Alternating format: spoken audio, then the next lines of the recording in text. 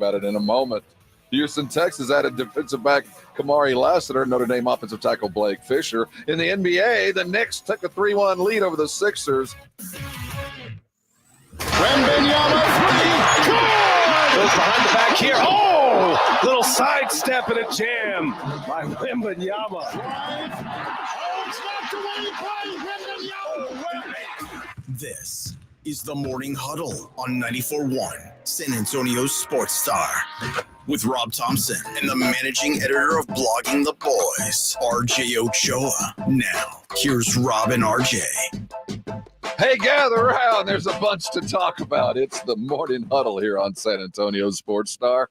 Look very closely on the right side of your screen. You'll see a very busy RJ Ochoa because his daily is certainly he starts with us, but finishes with Blogging the Boys as he manages its editing. And as we woke up very early this morning and late last night, Dallas Cowboy news dropped, and you can hear it first right here on San Antonio Sports Star. RJ, would you like to start the week with a smashing big story? I would love, Rob, to come in here and talk about how the Cowboys were so efficient and smart and methodical with how they approached the 2024 NFL Draft, which did come to a culmination on Saturday. And because they just are so obsessed with this, the Cowboys decided to take center stage and take all the thunder away. Zeke Elliott officially returning to the Dallas Cowboys. The worst kept secret in town, the thing they could not help themselves from doing.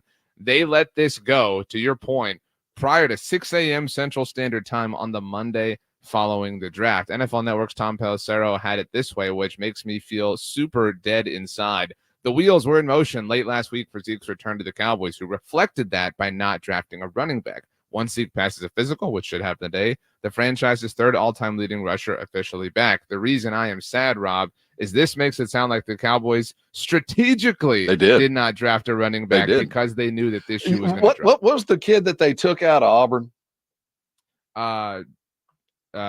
Justin Rogers, the defensive tackle. Was it there that there was a back floating around? It was, if they were going to take one, the run on running backs happened in the 4th round. They obviously did not have a 4th round draft pick because they traded it for Trey Lance, who, by the way, wears number 15. So it's possible that one number 15 opened the door for another.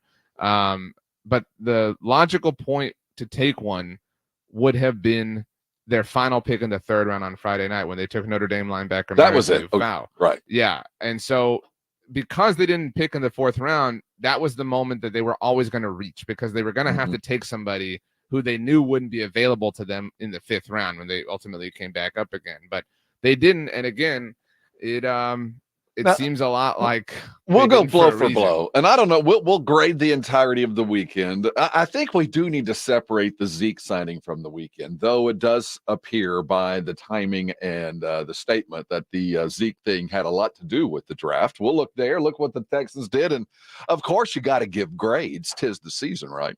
So we'll look up and down the draft. I know it's probably a little soon, that we're more than 24 hours away from the end. Takeaways, anything that's going to be memorable when people go, hey, remember back in 24 when they were in Detroit? Morning. That's right. What are you going to remember? The crowds, the vibes, the energy. Any of the draft picks, anything on the stage that was memorable? I think you could look back on it. Obviously there was the run on quarterbacks early on. The 1983 draft sticks out for that reason, but this could stick out because it was in Detroit. This was the year that the Chicago Bears maybe turned a corner with Caleb Williams and Rome Odunze. That the Minnesota Vikings maybe turned a corner by drafting J.J. McCarthy. So, those are division rivals of the Lions. Obviously, you could look at this as the NFC North draft in certain respects a couple of years from now. I've never seen it before, but I cannot wait for the injury report for the Minnesota Timberwolves. They took care of Phoenix in no problem at all kind of fashion. In the same time, their coach was taken out by their point guard. A torn patella tendon for Chris Finch. That's just awful, man. I've seen a lot of things in sports. I've never seen that. The Timberwolves lose their coach in the sweep. That was just a bit of the news. The Knicks take over the Philadelphia arena yet again. And there we sit. Jalen Brunson is a revelation. I don't have any other word for him. Just as spectacular a performance as any player has ever had at any point in the NBA playoffs. People scored more, and they've done other stuff, but no one has done more in one game by himself than Jalen. What a game. Just killer. He is something special. And I was not rooting for the Sixers, but I was kind of rooting for chaos and rooting for the story. And it is kind of a shame that they've gone out with a bit of a thud. You know what I mean? Oh After my last God. Monday night. Yeah, I mean, yeah, they're calling for a lot in Philadelphia. Yeah. I think Philadelphia and Phoenix, there's going to be significant changes. I mean, the Suns are going to make some significant changes as well. I mean, like there's some reckoning coming in the NBA, and there's the take that the super team era is over is floating around. And if it really did die, Anthony Edwards delivered the kill shot to that one. Although that team Right. that was a Frankenstein's monster. That never really took form. You know what I mean? They got all the right pieces, but they got the, I don't know, Abby Normal. For anybody who's seen Young Frankenstein, they got the Abby Normal brain because it just never, that Frankenstein should have been awesome, but it just never came together. The pieces were pretty good last night. The sum of its total didn't work out very well. It was a brilliant game by Devin Booker. And, you know, the cheat code that is KD was, I mean, Right. but you can't, it was 5-on-2. Bradley Beal sucks. Let's just put it out there. That guy, what a stiff, 9 points and fouled out. Holy crap. That was awful, but equal and better. What saved it was the Ant-Man is becoming a man in full. Anybody who likes an update movie. It was extraordinary last night and has a personality that's going to carry this team in the league for a minute. It was an exuberant fun. How many people watched the Clipper game up and down all the way through? Edwin raised his hand. He's a brave soul. Now, I'll say I started the game, but I will say I finished the game. Well, I cannot admit to the fact that I watched all of it because I left when it was about 25 up. I kind of went out and started doing some leaf work, you know what I mean? Did some other stuff and walked in and went, holy crap, it's 5 points? Hung out from that point on. I don't know exactly how they came back. I can tell you what little I saw of the second half after the comeback was a slugfest. The refs were letting them go, baby. That was a game where you get out to a big time lead on a Sunday afternoon. I'm gonna check out. You know what I mean? Like, I got other things to do. I missed the whole comeback. Yeah, but you know, I don't want to say it's soothing that the comeback wasn't complete or anything like that. But there's a weird piece in a futile effort towards mounting the comeback all the way through. Like you did a lot, but you didn't do it all. You know what I'm saying? Yeah. Well, RJ, I feel like we dove in without really exchanging pleasantries. How was your weekend? First of all, I appreciate the polo. Is that a Milwaukee Bucks polo by chance? It looks like there's a deer there.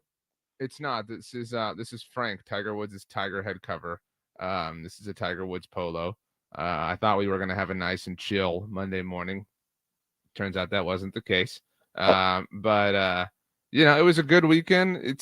This is a unique weekend for me as somebody who obviously covers the Dallas Cowboys. And to do what I do for a living, you have to have a really supportive household, a really supportive wife, really understanding wife who, goes along with, the rhymes and rigors of football season. This is a different monster in and of itself because at least football season, it's one day that is kind of really massive throughout the week. And then, the other 6, you can kind of do this and that and squeeze things in.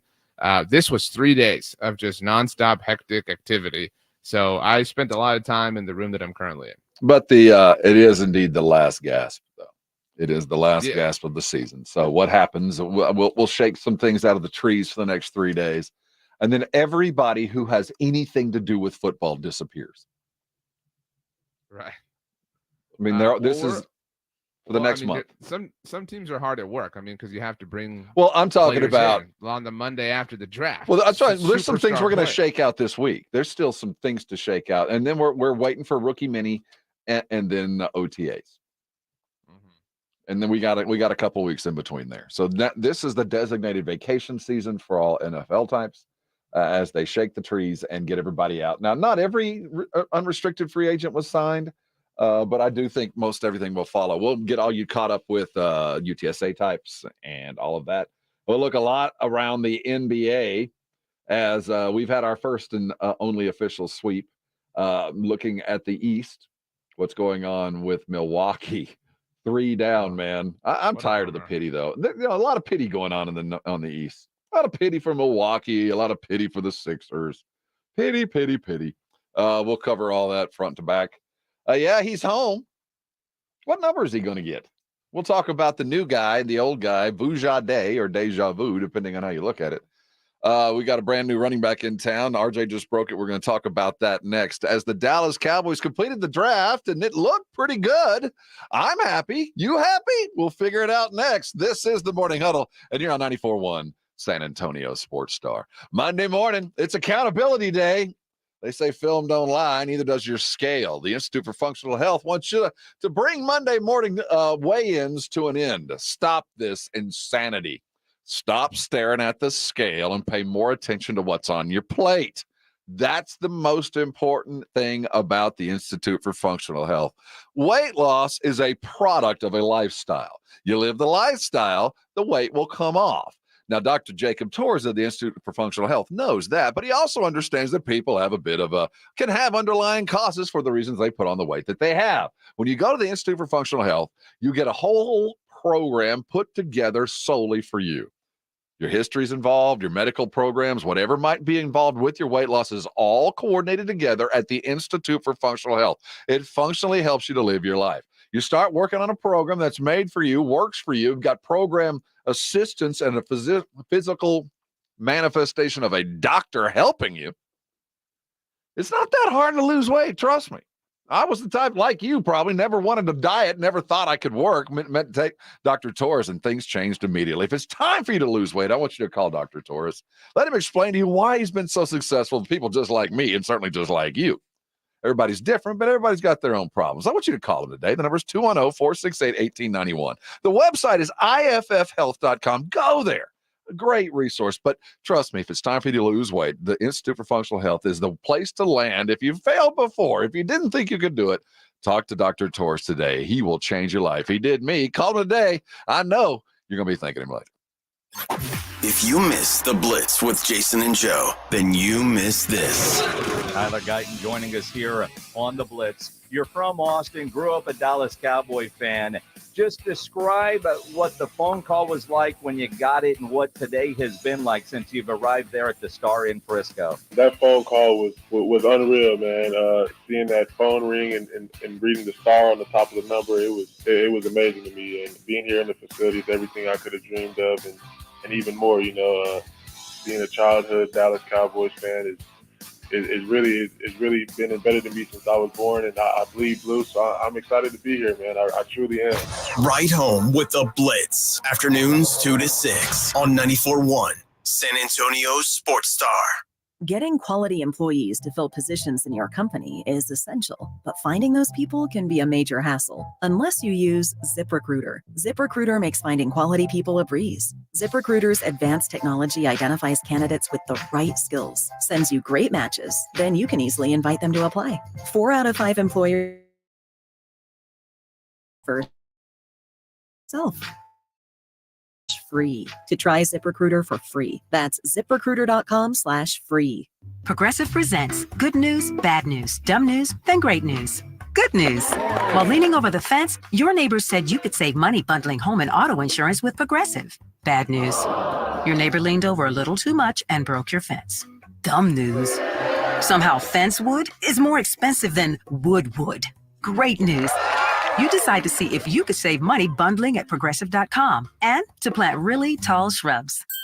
Progressive Casualty Insurance Company affiliates and other insurers not available in all states. Now your ideas don't have to wait. Now they have everything they need to come to life. Dell Technologies and Intel are creating technology that loves ideas, loves expanding your business, evolving your passions. We push what technology can do, so great ideas can happen right now. Find out how to bring your ideas to life at Dell.com. Welcome to now.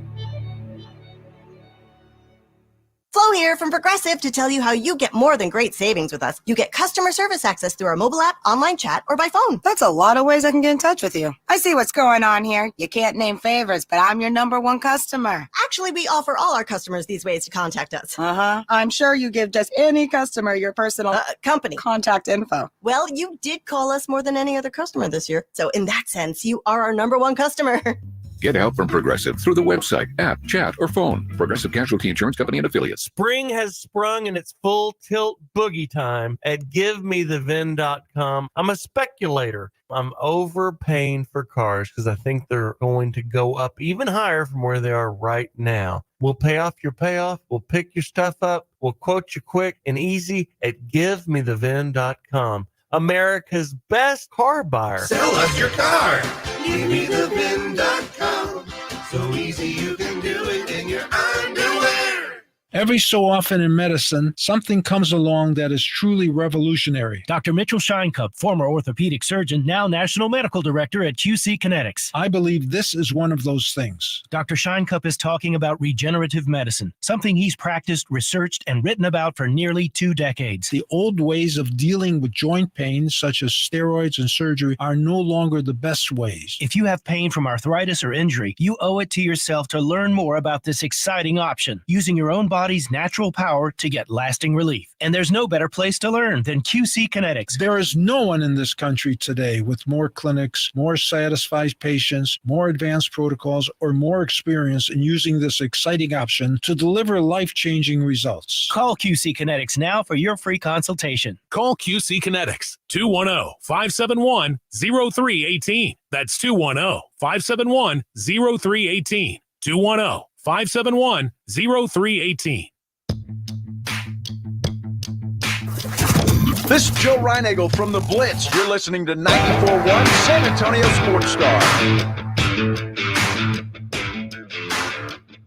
It's the Morning Huddle here on San Antonio Sports Star. Check him out. That's RJ Ochoa. If you can't see him, you're not doing it right. It's unless you're in fact in a vehicle. Then don't listen to what I'm saying.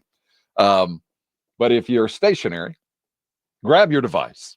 Go to YouTube. You can type in the Morning Huddle. Say type. Did you hear that? You can just talk to Siri. You can, hey, Google, Alexa, Erica. There's another one. Edwin. No, that's not it. That wouldn't work for me because my screen doesn't work. You'd be able to see RJ Ochoa. We do appreciate you watching. By the way, RJ, I had the best Friday night. Friday night, I went out to Nyosa to see my annual get together. Although I normally don't go on Fridays. So I saw an entirely different group of people than I normally see when I go on my standard Tuesday. I went several days later, but it was wonderful. So I got to see a bunch of people, and man, oh man, we got some nice compliments. Everybody who stopped to take pictures and did all that stuff, man, made me feel good. RJ getting all kinds of compliments. We love you. And I'll tell you, there is a ripple effect. I'm feeling it. Lots and lots of listeners, lots and lots of compliments, lots of people telling me this was Friday night that RJ, we want you to be in a better mood. But the sad thing is, I don't think today's news is going to make you feel any better. As we awoke, number 21 in your heart, soon to be number 15, and now I don't know. I can tell you this, we'll be rolling up our sleeves and going to work. Here they go. The effort is shown. They have a brand new old running back. His name is Zeke Elliott. Word dropped this morning, right, RJ? It did. The Dallas Cowboys are reportedly, according to NFL Network's Tom Pelissero, bringing Zeke Elliott back. There's still no specifics on contract length, money, obviously. But pennies on the dollar. This was the worst kept secret in town, and it seems like the team wanted to do it. I mean, look, this isn't a conspiracy theory, but let me lay out some facts for you, if you don't mind. All right, you want to hear? Do I need to put on a black hat, or is this? No, I think you just need to have an open heart. All right, man. So, all right. So these are all facts. This offseason began with the wide presumption that upcoming NFL draft class was shy at the running back position. This was pretty well known. Mm-hmm. This was obviously well known by every NFL team. Okay. The Dallas Cowboys had an exiting running back in Tony Pollard, or a running back set to hit free agency in Tony Pollard. Uh-huh. They let him go for moderate money. They watched every other serious team sign a runner, and, hyped up Jonathan Brooks, who a lot of people, myself included, didn't want because he was coming off of a serious injury. Now, they also really hyped up Jonathan Brooks as the draft process began, but also talked about Zeke Elliott as the draft process began because they, were eyeing him and were potentially set to bring him back and all sorts of stuff. And think about it. Zeke Elliott had a big part of the pre-draft press conference for the Cowboys. We played that audio. We talked about it here. We talked about him after Thursday night, after Friday night, after not drafting a running back. The draft class was predictably shy at the running back position, but the little that there was scooped up in a round that the Cowboys did not pick. So they could have gotten ahead of that, or they could have traded up, but they decided not to do that. After the draft ended, they said they still have eyes for Zeke. And prior to 6 a.m. Central Time, the Monday after the draft, it's reported that they're bringing Zeke Elliott back. This was happening all along, dude, and they did not even care to hide it. It appears that they built their process around this. And what's wrong with it? No, see, like, you're going to do the thing that's going to piss me off that other people are going to do. Is other people are going to say, well, he was the best option out there. I mean, man, why no, are you I'm not mad? saying that. Well, that's what they did it this way so that people could say that. They did it this way so that people could say, well, there's no other option. What were they supposed to do, man? Yeah, Zeke's better than Dalvin Cook. You know what I mean? Like, I'll totally take Zeke. That they specifically did it this way to justify it. And that's what really pisses me off, aside from the fact that they've signed a not productive, over-the-hill, washed running back. I do appreciate the music in the background. It came to a crescendo right as you hit it. That was ideal. Yeah, I don't know if I'm mad at this. They're just telling the running back doesn't matter to them. They'd much rather protect Zeke, who's the best blitz picker upper left. And dude, Zeke, if nothing else, is still a pretty good. It is. I agree.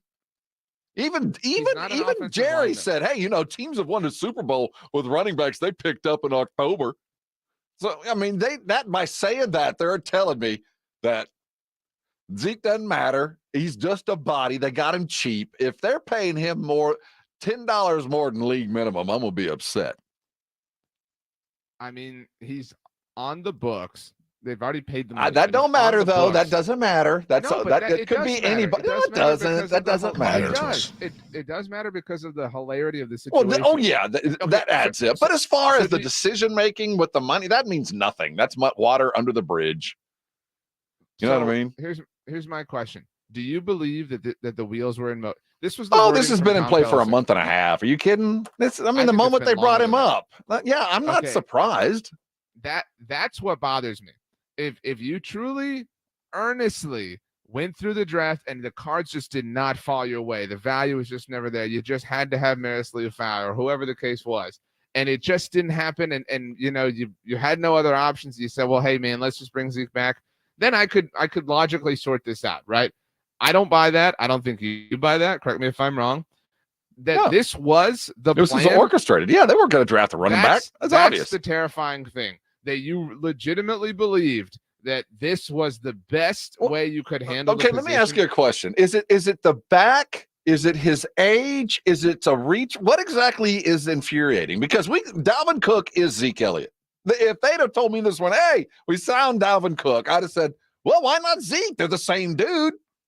It's the same guy. So their plan was to go get an old running back who could pick up the blitz and protect their quarterback, and then get a whole bunch of offensive linemen and grind and be ugly and protect the quarterback at all costs. Why does that have to be the plan? Why does the plan have to be go get an old running back? Why couldn't the plan have been get a moderately, touted with a legitimately, placed resource runner in to help you? I mean, name the other team, Rob, that is approaching the position like this. That's saying, let's go get a wash dude. There's a lot of dudes there's a lot of teams with old running backs that is considering the most important quality among their running backs, somebody who can protect the quarterback.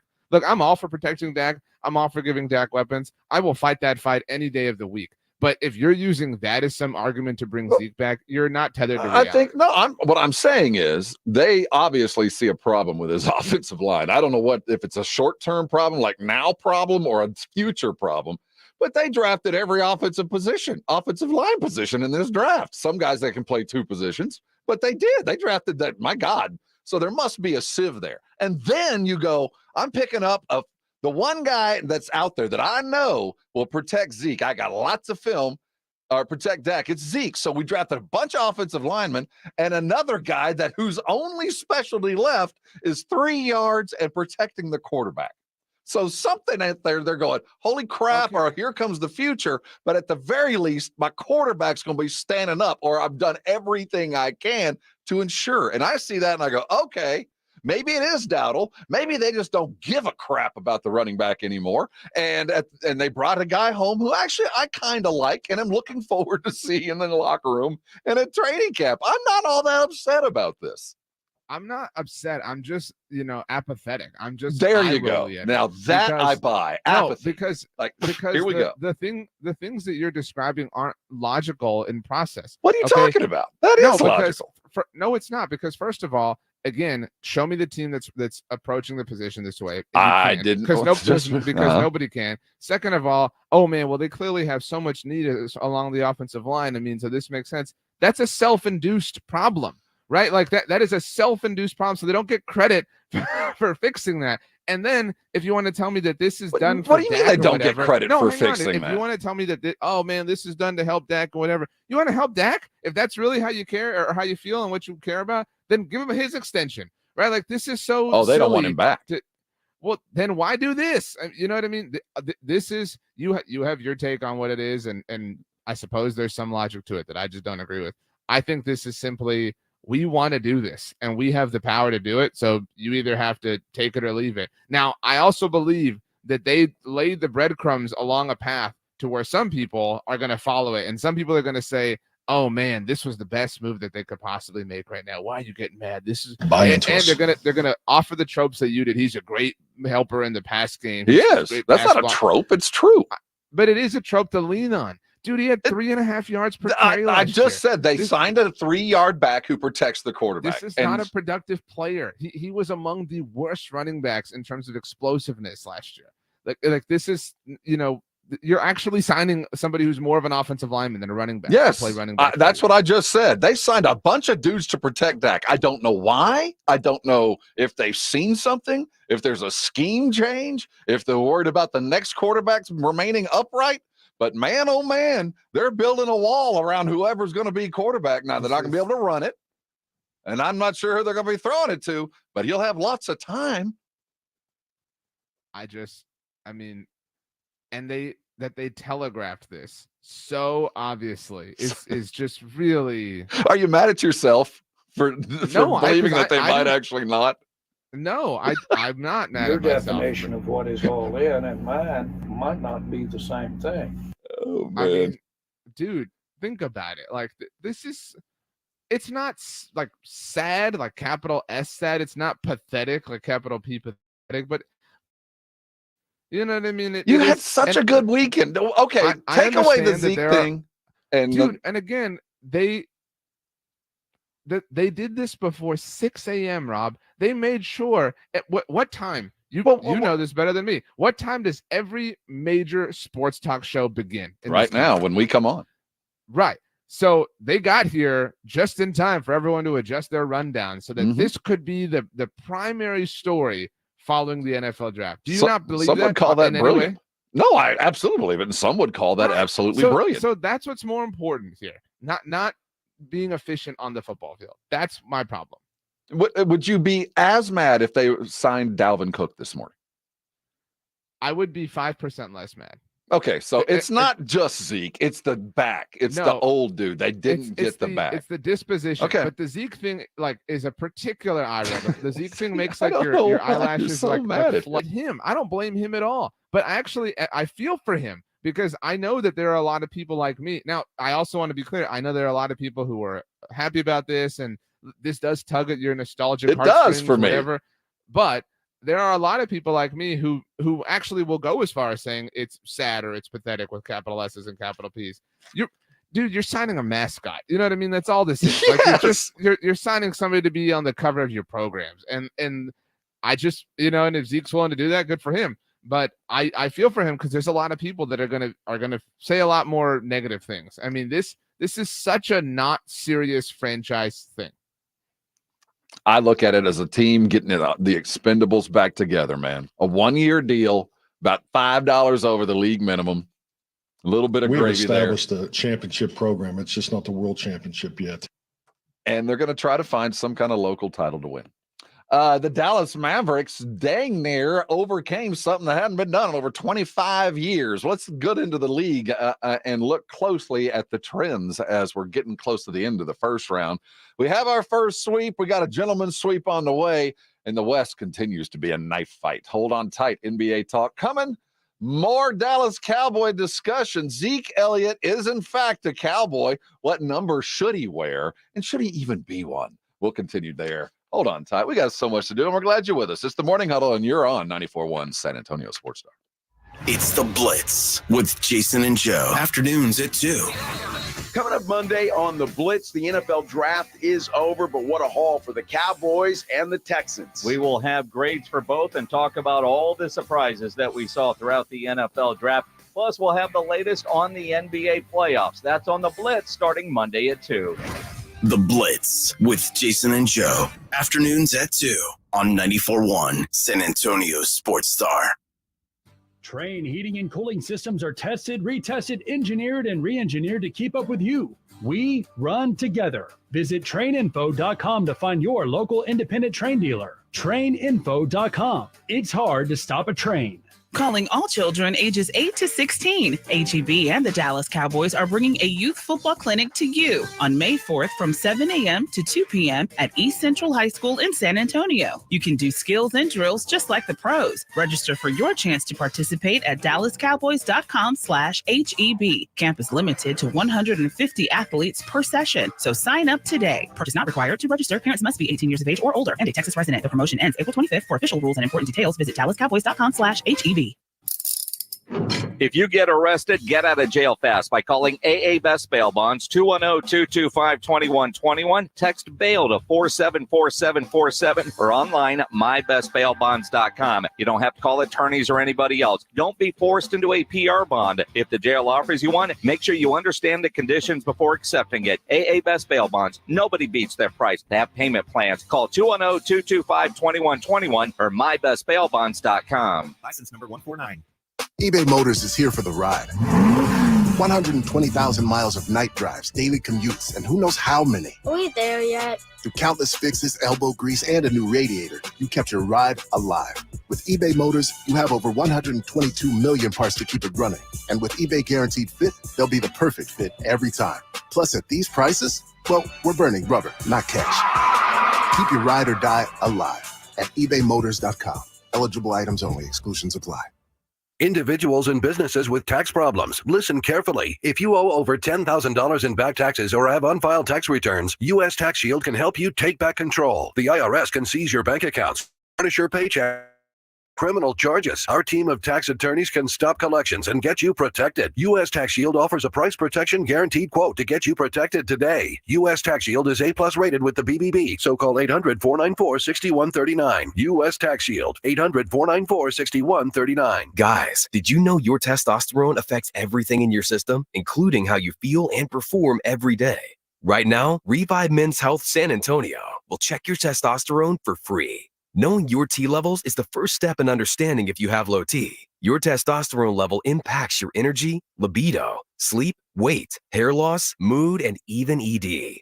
Maintaining an appropriate T level can change your whole life. Most men start to see changes in their hormone levels in their 30s. Experience and results matter. So what are you waiting for? Get your T levels checked today by local, experienced, and trusted men's health experts. They've helped thousands of men since 2011. They're so confident they can help you, they even guarantee it. Call Revive today and schedule your free testosterone test, free exam, and free consultation. Call Revive Men's Health at 210-615-7777. That's 210-615-7777. Or visit ReviveMen'sHealth.com. Experience the Kentucky Derby weekend at Retama Park in Selma, Texas on May 3rd and 4th. Join us for the biggest pre-Derby party on Friday and the main event on Saturday. Enjoy drinks, delicious food, and thrilling races. Don't miss this chance to celebrate the Derby tradition with us. Folks, quality is a huge deal. It's what I look for when I recommend something to my listeners. It means you can depend on it. Quality means it won't let you down. It's something you can be proud of. Well, that's the definition of a Connecticut water softener. With other water softener brands, you just never know. Maybe they work half the time or they're just plain junk. A Connecticut water softener is up to 80% more efficient than competing models and will be the last water softener you'll ever own. That's because you're buying quality, and it's backed up with an outstanding 10-year warranty, too. If you're ready to enjoy all the benefits that come with quality, bring home a Connecticut water softener. Call the team at Connecticut at 656-PURE or online at ConnecticutSA.com. That's 656-PURE or ConnecticutSA.com and tell them Dave Ramsey sent you. The last water softener you'll ever own. Call 656-PURE, Connecticut. The Aggies play here. This is Andrew Monaco, and you're listening to 94.1 San Antonio Sports Star. It's the Morning Huddle here on San Antonio Sports Star. We're glad you're with us. I got some tickets to give away today. We should take care of our morning crew. Do we have Edwin, do we have both of these or just one of them? Let me look real quick. Let's see. I've got some movie tickets and a comedian that are coming our way. I have a sense if I don't have one of them today, I will have them again tomorrow. He's RJ Ochoa. I'm Rob Thompson. It's the Morning Huddle. The playoffs, we're running down in this first round, and there's some interesting twists and turns over the weekend. I don't know where to start. Well, let's start with a sweep. So we don't have to talk about the Suns anymore. I get the sense that there is a house cleaning coming in Phoenix. Do you get the sense, or do you read the neon sign? Well, yeah, Vogel's done, right? That goose is cooked. The only thing Vogel has going on for him is he didn't tear his patella tendon or whatever it was. Well, yeah, we'll get there. I've seen a lot of stuff. Never seen that. I'm sorry, quickly. I was reading, it's kind of my night routine is reading some different things, whatever. And I saw somebody being helped off. Yeah, they're and I was like, oh, what birds happened? Down. What? I was like, what? It's not funny, but it was just a weird thing. And then for the report to come out after, it was an injury, but like an actual sort of game injury was a really unique thing. But so I think he'll be on probably the scooter, right? Dude, I tore my patella tendon. So here's the difference between tearing your patella tendon and some of that cartilage stuff. He's going to have that leg immobilized straight for a minute because that thing's going to have to be stapled or sewn back down or together. So his leg's it won't be in any kind of it's going to have to be kept, at least if the technology has changed since I had to go through it. Dude, I don't know how he's going to get around. He's going to have to, I don't know, man. It's awful news. But I've never seen anything like that. I've seen some other coaches been hurt that have rolled around on those scooters. That's not going to be appropriate for the injury to remain immobilized and straight. We'll have Dr. Jason Garrett on Wednesday to give us an idea where he's going to be. Now, the good news is they got some time as they just dispatched. So you figure Vogel's gone. I'm just going to say it. If this is the time if you're a general manager, you call Phoenix today when they are stinging, when everything in the world is bleak and dark and awful. Brian Wright, call them with a ray of sunshine and flowers and a fix. And I would offer 3 number ones, 4, How many number ones we got for Devin Booker? I would give you everything I got today. I'm gonna give you every seed you need to replant your garden, Phoenix. All I want is a young Devin Booker. So they have not a single first or second round pick. Yep. For like ever. Basically. I believe either until or through 2030. Dude, 2030 is like 12 years from now. Yeah, you know man. what I mean? Like there's just, so yeah, I'm totally with you. You can have any pick you want. Can just here you go. Now my giving is a little bit less for KD, though I'll happily take you. I would pay a KD tax because Wemby is obsessed with him. Yes. You get what I'm saying? Like that means something to me. Like I will overpay in the name of just to see what the hell. Yeah, and it might be freaking cool. Getting besides the cool thing, like in the name of getting Wemby's GOAT. You know what I'm saying? Like that is a valuable thing. So I will overpay for him. But yeah, I need Devin Booker to like do something silly. You know what I mean? Like I need Devin Booker to piss off the Suns front office right now. Like just, like I need the last straw, Devin, so that we can get you in town, because I will totally sign up for this ride. I remember when the Texans, the wide receiver just fell out of my brain, traded to the Cardinals. DeAndre Hopkins. When D-Hop got traded, I get the sense it was one of those calls. Like, hey, man, I know things suck right now, but I got an answer for you. Oh, you know what? You're right. I'll do it. There was a report as the first round of the draft got going that the Vikings and Patriots called the Chargers about Justin Herbert. Yeah, I heard this. And everybody laughed. But like that's one of those things where it's like, you never know. Just make like you know say what I mean? Say like, yes. Say it. Say it was really bad. So it could have, you know what I mean? It could have been like, well, what are you willing to offer? And then all of a sudden you're like, whoa. Like it's like that dude in your fantasy league. You're like, I didn't think you'd take this. Okay, right, cool. Yes. Call the commish. Let's do it. Yeah, exactly. So yeah, by all means, like the Suns are wounded, man. And they're wounded because this all blew up. What was the high point of this? The finals, I guess? A couple years ago, but not this iteration. That's what I'm saying. Like that was, I think if you're a Suns fan, you look at it and you say, we ruined it. Like we had the lightning in a bottle and we tried to do too much and we shook it loose, unfortunately. The collapse there. So you figure coaches are fired. There will be some kind of player movement there. I'm not sure. I think they hold on to Booker. Durant probably imminent to go and become the mercenary. On the other side, Minnesota looks like a juggernaut. The Lakers are imminent to be gone forever. The Clippers Mavericks series, the game yesterday, I don't know what to make of the game because the officiating was so strange.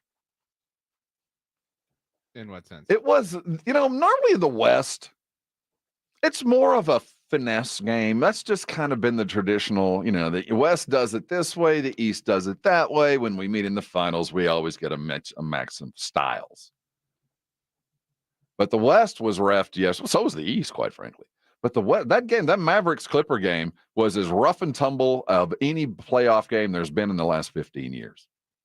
I mean, it was all hands on deck, better put on your elbow pads, beat up kind of basketball. Right. It was not, and it wasn't 90s style grinded out. It was beat each other up ugly basketball for a long time. And I think that's what the Mavericks employed to get themselves back in. Although Luka, despite best effort, didn't really have a great game. Kyrie was unbelievable. But play up, Paul George. There are nights when he's enough. James Harden in the fourth quarter overcame the lack of Kawhi. And man, watching that game, it was, for me, it's like watching a Texas OU football game. No matter what happens, I cheer and I get mad at the same time. Because, no matter who loses, I'm happy. I don't like either one of these teams. I agree. It is an entertaining series, to say, the least. But this is one of those series where like the winner is so cursed. Like the winner's like you're just stuck because you had to go through this. You know what I mean? Like this is an exhausting series. Carlos mentions in the Brigade Bar Anthony Edwards. It's definitely Michael Jordan's son. Dude, the dunk on KD. Good night and good riddance. Oh my gosh. I I don't want to heard say I've never seen anything like that, but it was just a special moment. That's all. there was a moment post game. He was being interviewed post game, and the exploits, the dunk. But when he brought up, he said, we won tonight, and I played really good, but we wouldn't have won if it wasn't for Cat. That I disagree with that. But the fact that he said it, that meant if I'm his coach, if I'm Finch on the way to the hospital, his general manager, his current or future ownership, when he said that, after all that he had just done, he goes, we did good. I played well, but we wouldn't have won it without Cat, which we all know ain't true. But he's propping up his Cat for this playoff run. He's getting this dude who has, he's gone through a lot since COVID, and he's not my most favorite type of big in the NBA. I'm well documented as not being a big fan of Cat. But for them to win a title, they need the big Cat. And the way that Anthony Edwards led him through that and promoted him post-game, that meant the world to me. That showed me they've got their leader for a decade. Never let him out of Minneapolis, ever. There's just something about him that kind of checks all of the boxes. Besides all the on-court dominance, it's that. It's also that this is happening for the Timberwolves. You know what I mean? Like it's a new thing. Yeah. And I think that kind of makes sense in our sports brains. He's not living in anybody's shadow. Like, he's forging his own path for this team that we're just not accustomed to doing anything legitimate. And so it's really interesting in that sense. Did you hear what he said about KD after the game? Oh yeah, I can't wait to play on the same team and tell him I sent you home or something like that. Again, he has the right amount of dog. You know what I'm saying? Like some people go over the top with their dog, but he has the right amount of dog in him. But then to your point, he can reel it back and be a supportive teammate and knows when to, step out of the limelight and more, live more in the shadow and let somebody else get the attention. The draft was done late Saturday, though the real fun just began as the harvesting of undrafted free agents. We'll look at the Mr. Irrelevant and who arrived to the Cowboys under their own volition other than being chosen. That sometimes matters. We'll look at the post-draft effect and what's the next big date for the league as the clock on the NFL never stops ticking. Let's see what we're looking forward to next. Hold on tight. I know what I'm looking forward to is another segment with RJ. But to get there, you get to listen to these folks. We'll be right back. You're on 94.1 San Antonio Sports Star. If you miss the Blitz with Jason and Joe, then you miss this. Tyler Guyton joining us here on the Blitz. Tyler, I don't know if you're a mock draft guy, but most of the mock drafts that I read leading up to yesterday's draft had the Cowboys taking you at 24. I'm just wondering if you read any of that. Were you concerned when you saw that the Cowboys traded back? I was. There's a couple of other teams that I've been meeting with that have me high on their draft boards as well. And when I saw Dallas trade back, my heart dropped for sure because this is really where I wanted to be. And they made it right. They came and got me. It was an amazing move. It was a nice chess move to get some more picks, and I completely respect that. Right home with the Blitz. Afternoons 2 to 6 on 94.1 San Antonio Sports Star. Important news. Mother's Day is only 2 weeks away, but don't panic. Go to Kohl's. I was just there, and they have great prices on gifts for all of the moms in your life. You can pamper her with self-care favorites, treat her to glam Sephora finds, get top picks for her coffee fix, and more. Plus, if you shop now, you'll save 20% on some of your gifts. Yep, it doesn't get much better or easier than Kohl's. Select styles. 20% offer ends April 30th. Some exclusions apply. See store or Kohl's.com for details. Thanks for calling Discover. This is Diego. Hi, Diego. It's Jennifer Coolidge. I just want to say your cashback match makes me feel so special. It really inspired me. That's great. Doubling the cashback you've earned at the end of your first year is what we do. Well, I'm doubling everything now. Double dating, double dipping, double feature, double header, double whammy. Basically double or nothing. You earn, we match. Discover Cashback Match. See terms at discover.com/credit card. When was the last time you went to the dentist? Need a new dentist? Hi, Jason Minix here. Go see my dentist at Smile Structure Dentistry and Braces. Smile Structure can handle all your dentistry needs, from general dentistry to oral surgery, orthodontics for the kids, or Invisalign for adults. Mention this ad, get a free exam and x-rays. Veteran owned with 5 San Antonio area locations. Learn more and book an appointment online at smilestructure.com. That's smilestructure.com. Stirring fiber, exercising, frequent trips to the store for more laxatives and fiber. Sounds like your constipation with belly pain is a lot to manage. But if your symptoms that keep coming back are signs of irritable bowel syndrome with constipation or IBS-C, ask your doctor how Linzess can help you get ahead of it. Linzess linaclotide is a prescription medicine that treats IBS-C in adults. It's not a laxative. It's a once-daily pill that helps you get ahead of your symptoms. It's proven to help you have more frequent and complete bowel movements and helps relieve overall abdominal symptoms, belly pain, discomfort, and bloating. These symptoms were studied in combination, not individually. Do not give Linzess to children less than 2. It may harm them. Do not take Linzess if you have a bowel blockage. Get immediate help if you develop unusual or severe stomach pain, especially with bloody or black stools. The most common side effect is diarrhea, sometimes severe. If it's severe, stop taking Linzess and call your doctor right away. Other side effects include gas, stomach area pain, and swelling. Learn more at linzess.com or call 1-800-LINZESS. Gomez Law Firm has been taking care of the people of San Antonio for almost 50 years, the leader in personal injury law. Jose, tell us a little bit more about what you do. We do ride-sharing cases, 18-wheeler cases. Obviously, we've done those for very many years. Work injuries. We will be happy to take a look at and see if we can help. If you have been injured in an accident or hit by a company vehicle, then you need to visit joegomezlaw.com. We've been around for almost 50 years, and we're not going anywhere. Call the Gomez Law Firm at 736-4040. Good morning, everybody. Joe Reinagle here. Coming up on the Blitz, how about that NFL draft? What a haul for the Cowboys and the Texans. We will react to all of that. Plus, the NBA playoffs continue. They're still going on. We'll talk about that as well. Hey, Rob, I had a rumor you stand like a cheerleader in pictures. Is that true? Not a rumor. We figured that out at a training camp about, 5 years ago?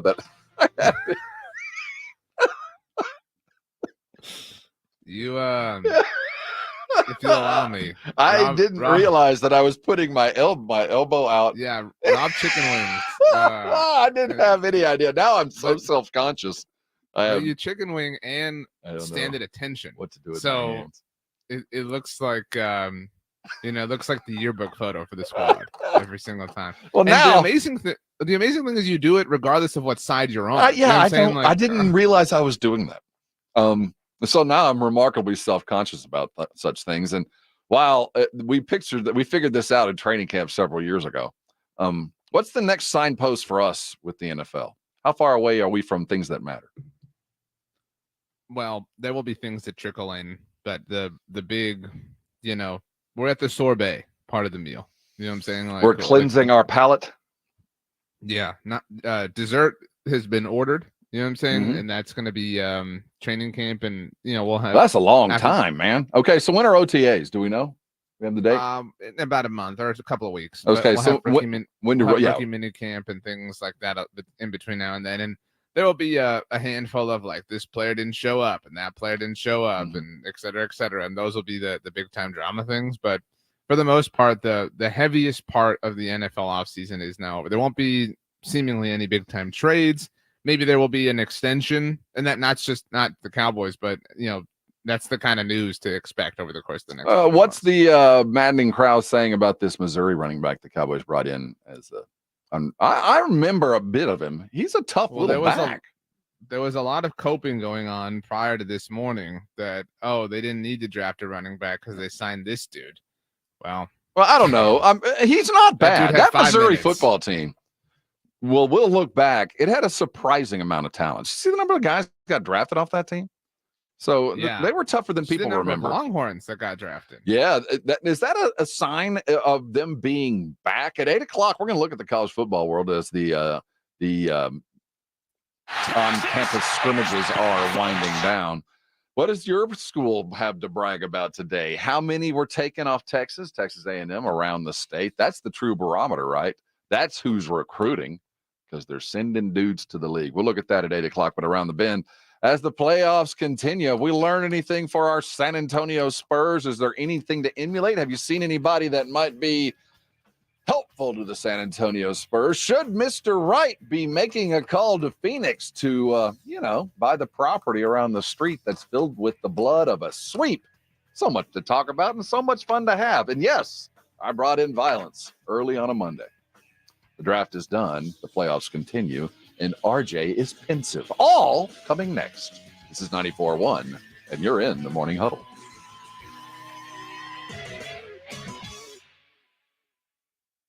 KTFM Floresville. This is 94.1 San Antonio Sports Star, your home for the Aggies. Injuries happen, and when they do, skip ER and get to the Ortho Now Injury Clinic by TSAOG Orthopedics and Spine. Ortho Now provides walk-in care for injuries like broken bones, dislocations, sprains, and strains. Conveniently located in the Corey area with extended hours Monday through Saturday with on-site x-ray casting and bracing, Ortho Now has everything you need to treat your injury, and best of all, no urgent care or emergency room copay. Learn more online at tsaog.com. The smarter way to clean your floors. It's time to make the swap. Swiffer Power Mop. Introducing the new Swiffer Power Mop, the all-in-one tool that gives you a mop and bucket clean in half the time. The solution's built right in, so no heavy bucket, and the pad has hundreds of scrubbing strips to get deep into grout. Don't mop harder, mop smarter. Swiffer Power Mop. Swiffer Power Mop. Shop our best savings of the season during SpringFest at Lowe's. Right now, save on Stay Green 1 cubic foot garden soil. Get 5 bags for just $10. And buy 2 select paints and exterior stains and get 1 free via Lowe's gift card rebate. Shop in-store and online today because Lowe's knows home improvement.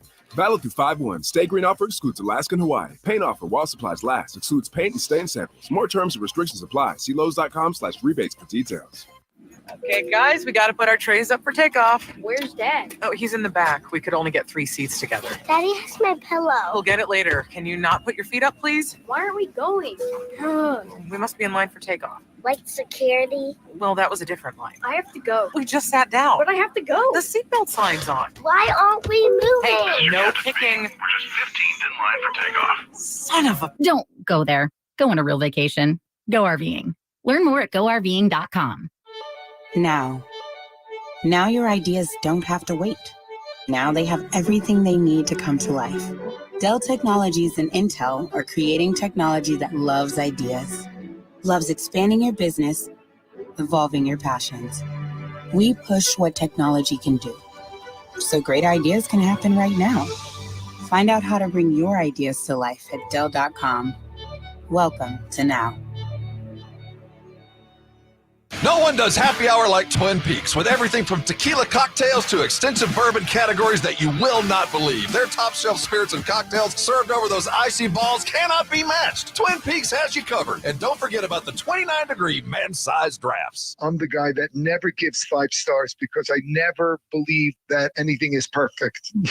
But I would give them 20 stars if I could. Ernest Stella Review belongs to QC Kinetics, the nation's leader in regenerative treatments. They came through when he badly needed relief for his aching knees, and doctors had told him that surgery was the only option. What they're doing is cutting edge, and it really helps. And I'm a tough sell. QC Kinetics is led by National Medical Director Dr. Mitchell Scheinkup, a pioneer in this field. With 20 years of clinical work, tons of research, teaching, publishing in non-surgical natural pain treatments. These are the medical pros to trust. I'm living my life basically pain-free from what I was dealing with, so I'm a happy camper today, no doubt about it. QC Kinetics. Call today to see if you're a candidate. Call QC Kinetics, 210-571-0318. That's 210-571-0318. 210-571-0318.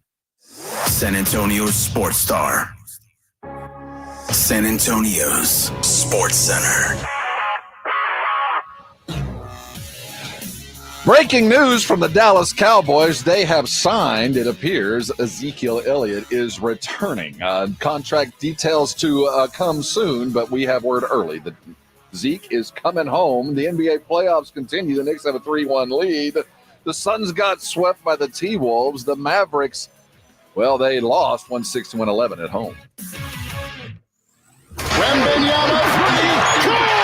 Goes behind the back here. Oh! Little sidestep and a jam by Wembanyama. Oh, it's knocked away by Wembanyama. This is the Morning Huddle on 94.1 San Antonio Sports Star with Rob Thompson and the managing editor of Blogging the Boys, RJ Ochoa. Now, here's Rob and RJ. Hey, gather around. There is a whole bunch to talk about. It's the Morning Huddle here on San Antonio Sports Star. The draft is done. The playoffs continue and other things peppered around. Did you watch the Zurich this weekend, RJ Ochoa, in your green Tiger Woods golf caddy club cover green something shirt? That's really cool that I don't know where I'd even find. Well, I have Fubo. I've mentioned this several times. Fubo customer, and Fubo has multi. I thought you had FOMO. So I did have it on in the Fubo multi-view. I had 3 things on for the most part throughout. Now, is there some kind of weird tag team stuff going on? What do they do?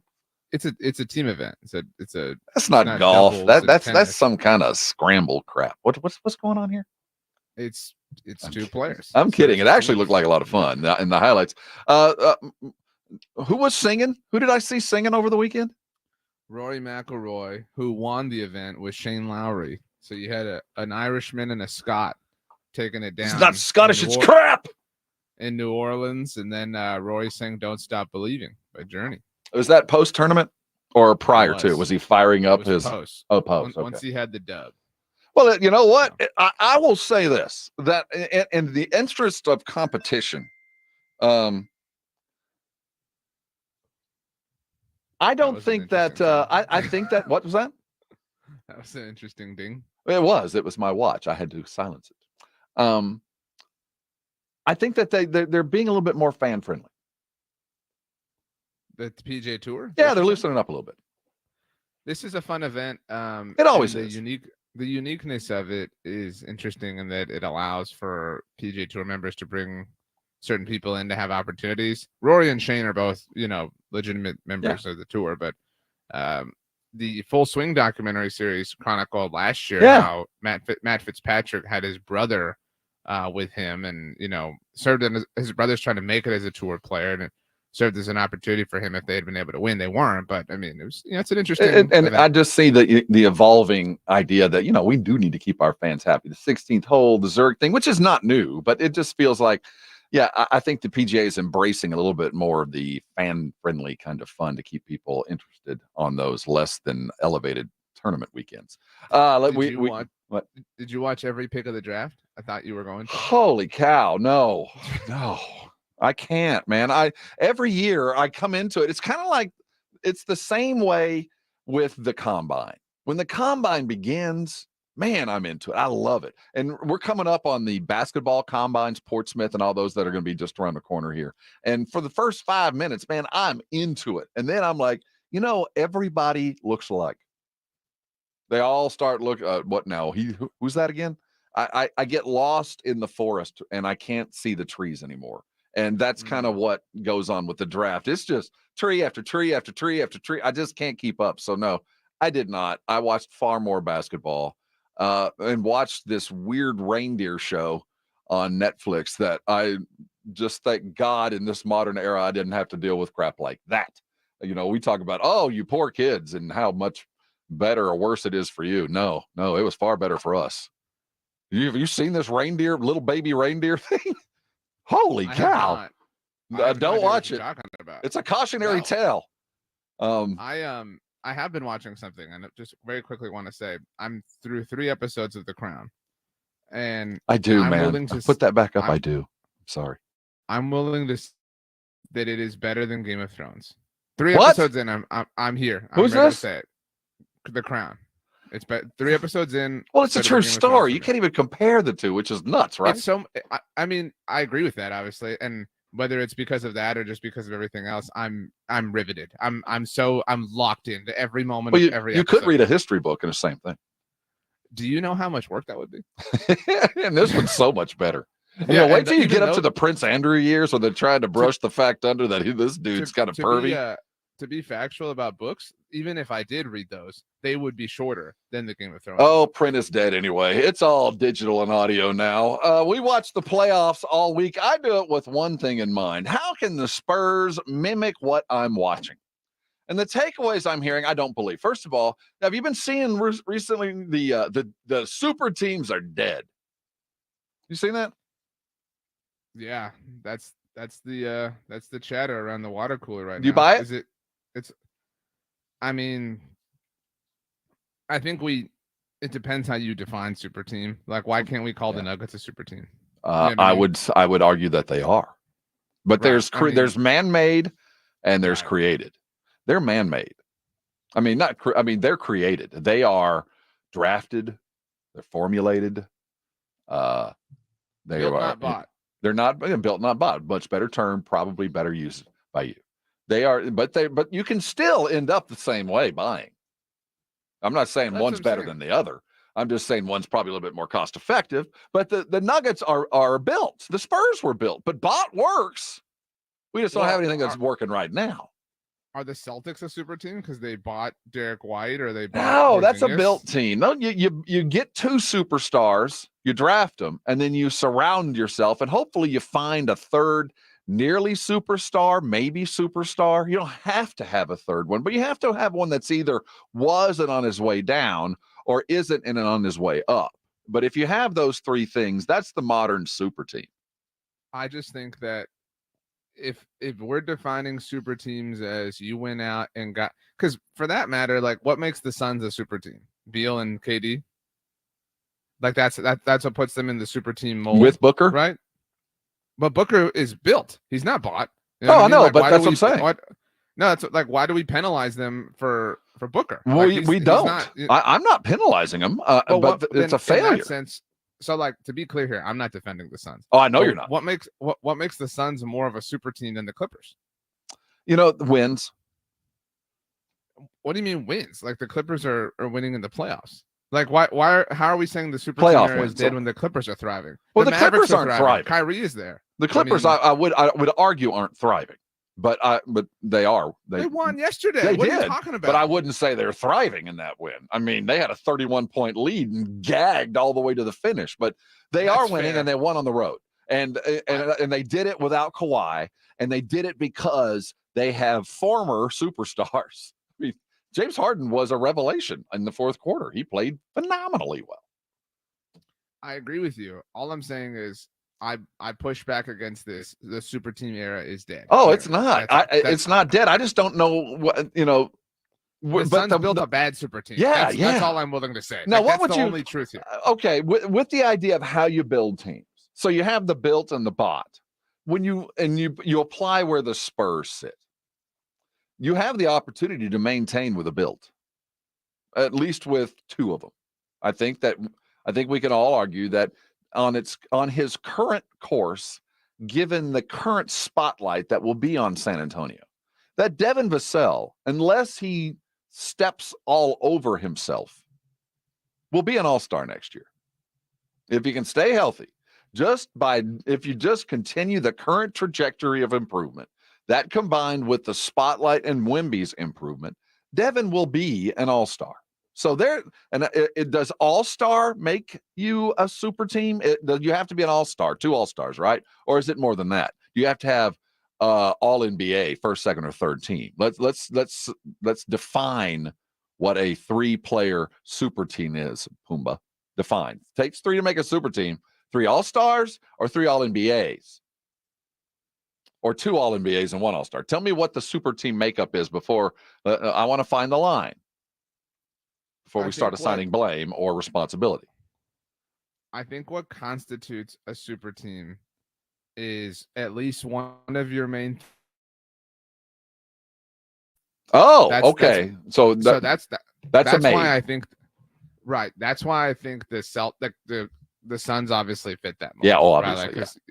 You're at least in their attempt, Beal and KD were superstars somewhere else. That's why I think the Celtics are a super team because you have Porzingis. Porzingis is your third. And I will give him under my definition of declining. At one point, he was all NBA, wasn't he? Was he a third-team all NBA type at one point? I think he might have been. So again, I think the Celtics would be a super team because to their credit, they've also developed their own players, and that's commendable. But and that's why the Clippers, obviously with Kawhi and Paul George and Harden, I mean, that one goes without saying. But but the Spurs have the potential to be, if we look at the like super team definition for teams currently in the playoffs still, the Spurs are most akin, I think, to the Nuggets and the Celtics, right? Like you have your two centerpiece. You have your Jokic or your Tatum, right? Like however, for each team, and then you have your Jaylen Brown or your Murray or whatever in Devin, and then you got to get your third. So you got to go buy your third. You know what? You got it. Yeah, I think that. How many of you guys agree with that? 656-3776, 656-ESPN. To become the super team, the Spurs actually have a couple pieces already. That we have the two built, and now it's time to buy. You're right, Claymore. It reduced by far, and let me tell you, I'll disagree about the. So that's a super team. Now let's reevaluate before we move on. For current purposes, the Celtics are a super team. RJ, yes. Sure. Anybody else close to that? Anybody close to super teams? Yeah. Or is Minnesota a super team? Rudy, I think so. Yeah. Big Cat, because Gobert. Yeah, you've got Ant, you've got Cat, and you've got Gobert. Two built, one bought. Yep. Yeah. If you have one bot of the three, but the one that you bought has to have been like, if Porzingis didn't exist in Boston as an example, Derek White can't be your third. Like I understand he's had a great run in Boston, but he wasn't a superstar somewhere else. Porzingis was. You get what I'm saying? Gobert was a superstar somewhere else. So that's why I think he checks the box of becoming one. So let me ask you, is there a playoff team that doesn't check? And Oklahoma City. By far. That's fair. I mean, look at what's on the Oklahoma City, Miami. By far. This is all. Miami too. Well, I mean, Butler's a bot. Butler's a bot. Yeah. I'll give him that. But I mean, how long ago do you go from bot to build? I mean, Butler's been there a minute, but I think that the takeaway is that you can't be purely built. You know what I'm saying? It's almost impossible. Like you have to have somebody bought, and because even the like lowest level bot that we're talking about here is what? I mean, maybe Porzingis. I mean, to your point, like there were some people that were kind of skeptical about him, and now he's a big part of what they're doing, and so. You don't have to be the Clippers and be like purely bought, you know what I'm saying? But you have to have some semblance of serious money spent on an external person that was a superstar somewhere else. Absolutely. And I think the success comes from that bought part because you're buying the thing that fills the square, that fills out what you need. You go get that last piece and you get the perfect piece. And if you get that perfect piece, then you can go do it. Aaron Gordon for the Nuggets. Not a showpiece, but the perfect piece. Then you look at the collapse of a team like the Sixers, who are built. They drafted Maxey, they drafted Embiid. The process, as long as it's been, but they never have been able to get the third. They've tried, they've looked, they've added Al Harrington here and there, but they couldn't maintain that consistent third. And they're done, man. They're cooked, and now Sixer fan is screaming for Embiid. Y'all better settle down, Brian Wright. Time to call. Call while the sting is there, baby. Offer the soothing salve that is 4 number ones, 3 number ones, whatever it takes. They're tired of Joel Embiid. I'll take on some of that injury-prone giant MVP-ness. And I said it that way, too. It sounded better in my brain. You have to have a third person. You have to have that because right now, who is that person? Right now, who feels you got Wemby and Devin? Okay, cool. If you have to put we don't have one. That's what I'm saying. If you got to stand the camera up on a tripod, who is the third leg right now? There's not one. But team as structured, who would you shove in? Yeah, it's Keldon by popularity, though by importance. Hey, I'm gonna put somebody out there that nobody's even. I think as the team went through this year, the most important cog in the whole machine was Chetty Osmond, just because he was consistently there and offered the same thing every night. There was never a drop-off with Chetty. So if you're asking me, as the team was put together, the bot part last year was Chetty. That's unfortunate. It is. That's the reason that we're sitting in this position. But I would say, given what I've watched, and there was a great comment up there on the Brigade Bar. I didn't see it. Mike Beans, I believe it was, brought up the fact that as Wemby matures, the West is looking just brutal. There's no time to wait. Minnesota is a young team growing into it. Oklahoma City is the youngest team in history to be growing into it. San Antonio is just about to become the youngest team in history growing into it. And last I checked, Luka ain't 30. Well, I mean, if I told you in the next decade that Denver. Well, Denver's I will tell you, Denver's got a clock. Denver's ticking. Hear me out. No, but I'm saying in the next decade, it's 2034. You just woke up. All right, Rob, and the last 10 NBA champions included the Nuggets, the Mavericks, the Thunder, the Timberwolves. Yeah. Are you surprised? No. Are you surprised? Right. Not at all. So all four of these teams could totally win a title in the next 10 years. Yeah, all four of them totally could. One or multiple. But I'll tell you this, only two of them will. Two of them will collapse, and one of them will remain mediocre. That's the way the league is structured, and that's what's going to happen. Pessimistic. No, that's just how the league works. I mean, two of them are going to collapse under their own weight, whatever that might be.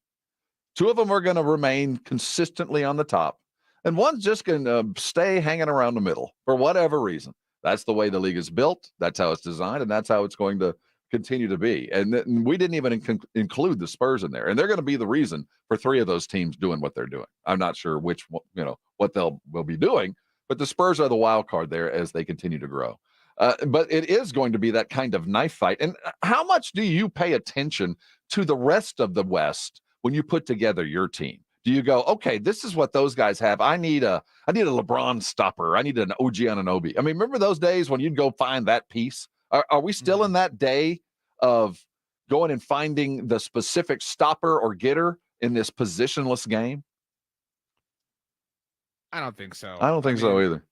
Because, who are the five most dangerous players in the NBA? Let's just give me five. Jokic, right now, Jokic, Ant-Man, top the list. Giannis when he's healthy.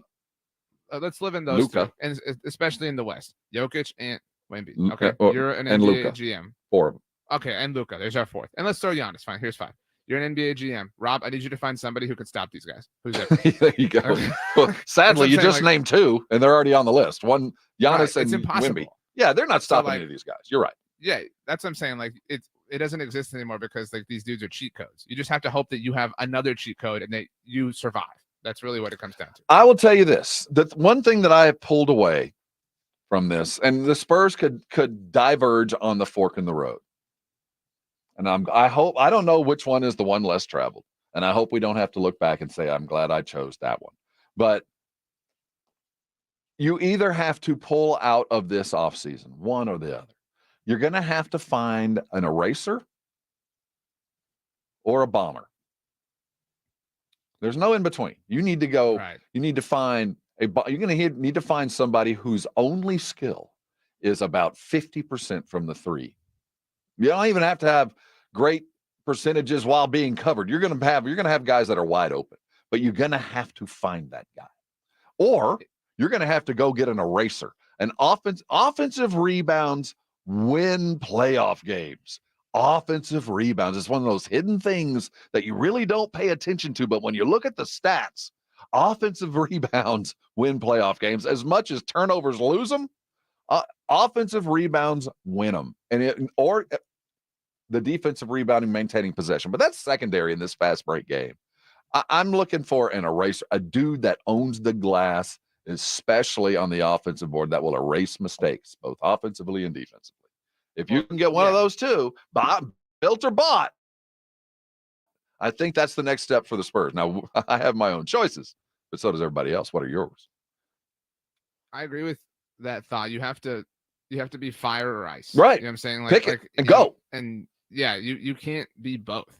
And so you have to be elite at something. You know what I'm saying? Like if you're just trying to live in the middle of the Venn diagram, you're not elite at anything, and you're just treading water. So you have to have a strength, and that strength is going to be your weakness at certain points, certainly. But your hope and your expectation is that it's going to be the strength a majority of time, and certainly at least 4 times in a playoff series.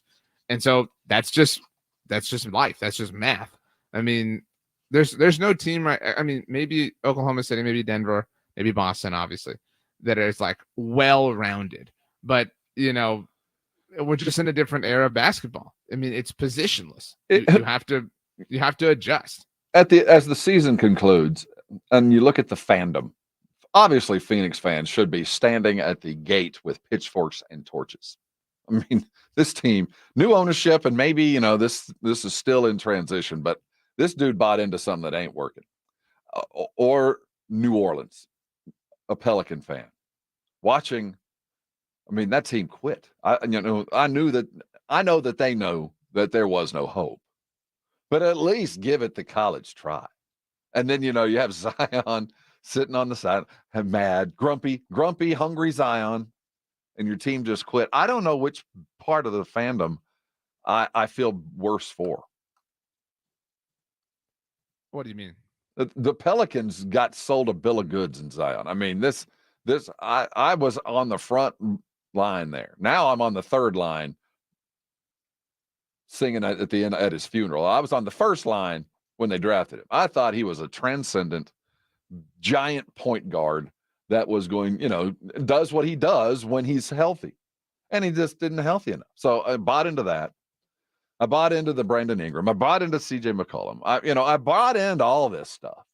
And they continue to chip away. And some of it's your fault, some of it's my fault, some of it's nobody's fault. But here we sit. This team sucks. They just quit. I can't get my fat guy point guard power forward on the court. I can't tell if Brandon Ingram gives a crap or not. And my best 2 players are out of the trees. The kid from Alabama, Jones, and the kid from Georgia Tech. Those are the guys that show up, and those guys are afterthoughts. So if I'm a New Orleans fan, I don't know which way to turn. I look over and I'm at Phoenix. Where have I got to look forward to here? Ain't nothing but.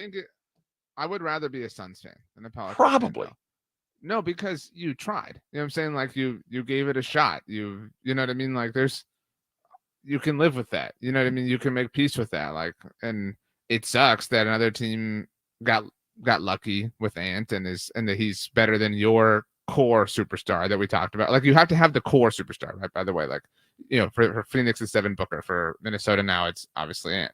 So it sucks that one's better than yours. And it sucks that like he doesn't need as much around him for them to be better. That's just the way it goes. But at least they tried. I mean, New Orleans is in this weird spot. Like after they won the Zion lottery. By the way, this is a different subject, but like, how thrilled do you think the Knicks are in hindsight that they didn't win that lottery and that they got put on the path that they're on? I mean, I know. I mean, in hindsight, nothing from that draft turned out very well. None of those guys. None of those Kentucky remember guys. How devastating it was? It felt like no, all over. And what a great point. And here we sit. Sometimes what looks good ain't good for you. My old friend Greg Moore used to say it. And that looks so good, but it wasn't good for anybody. And then Jalen Brunson, this revelation, this basketball savant, it was just a brilliant performance. It was one of those that Knick fan, if they don't put him in the annals of Knick player, he's not going to get you a trophy. This team isn't good enough for that. I hate to break Knick fans' heart. There's just not enough there yet. And I don't know when they do finally get enough, if they can. But the performance that Jalen Brunson has offered them, he deserves to be put in the same sentence with Pat Ewing. Unfulfilled promise, but hopefully Jalen at some point can. But deserves to be put in there with Starks. It was as good a performance. Starks had the best and the worst performances I'd ever seen from a guard from the Knicks. Bernard King. I mean, Jalen Brunson has earned his way into that, and I was wrong. No, he wouldn't be him without Luka. He sucked all the air out of the room, David. So, on the subject of the Knicks, back to the superstar conversation. Where are they? Well, they're purely. I'm sorry, they're purely built. Yeah. Right. Like who's the homegrown? Well, Nick? no, they're truly bought. I'm Yeah. sorry, that's what I meant. They're truly bought. Like, but for some reason, so like when I think of the Clippers, and you tell me if you're the same. When I think of the Clippers, and some of it is the Kawhi of it all, obviously. But when I think of the Clippers, I just think, you know what I mean? Like it feels so bought. Like it feels like so. Yeah, you know, it feels it manufactured feels like airport vending machine. and Yeah, poorly constructed at that. It feels like old Even- pieces and parts that, you're Right. trying to hold it together and it's going to just collapse under its own weight. Even though the Knicks are the same philosophically from a construction standpoint, it feels so much more authentic to me. And maybe that's just because it isn't Kawhi. Maybe that's because it's New York and I'm falling for it. Maybe it's the Garden. It's all that stuff. Like, and maybe it's because they're beating the Sixers. I really don't know, but it feels pure. Oh, RJ, out of them, that was so perfectly put, because there is no more inauthentic team in any sport than the Clippers. The Clippers rival the Harlem Globetrotters as far as inauthenticity. When you think of Kawhi Leonard and Paul George and Russell Westbrook and James Harden. I'm not a system player. I am a system. The four horsemen of inauthenticity over periods in their career. Now, all of them are skilled beyond belief. They're demigods. I mean, every one of them are these flawed superheroes. You couldn't be more inauthentic. They're the what's that series on Prime where it's the human superheroes that have the same normal people traits but are also super powered? Another one, The Boys, I think is what it's called. These are the boys. These are, I mean, you want to talk about flawed superheroes? Every one of these cats. I think there's just again, I don't want to read too much into it, but there seems to be a higher level of humility with the Knicks. And some of it is that their superstar status, and like, I think I'm being generous. Like Dante DiVincenzo wasn't a superstar in Milwaukee. You know what I mean? So like, he wasn't to say that they're bought to say that they're bought and Josh Hart, whatever, but like Brunson is.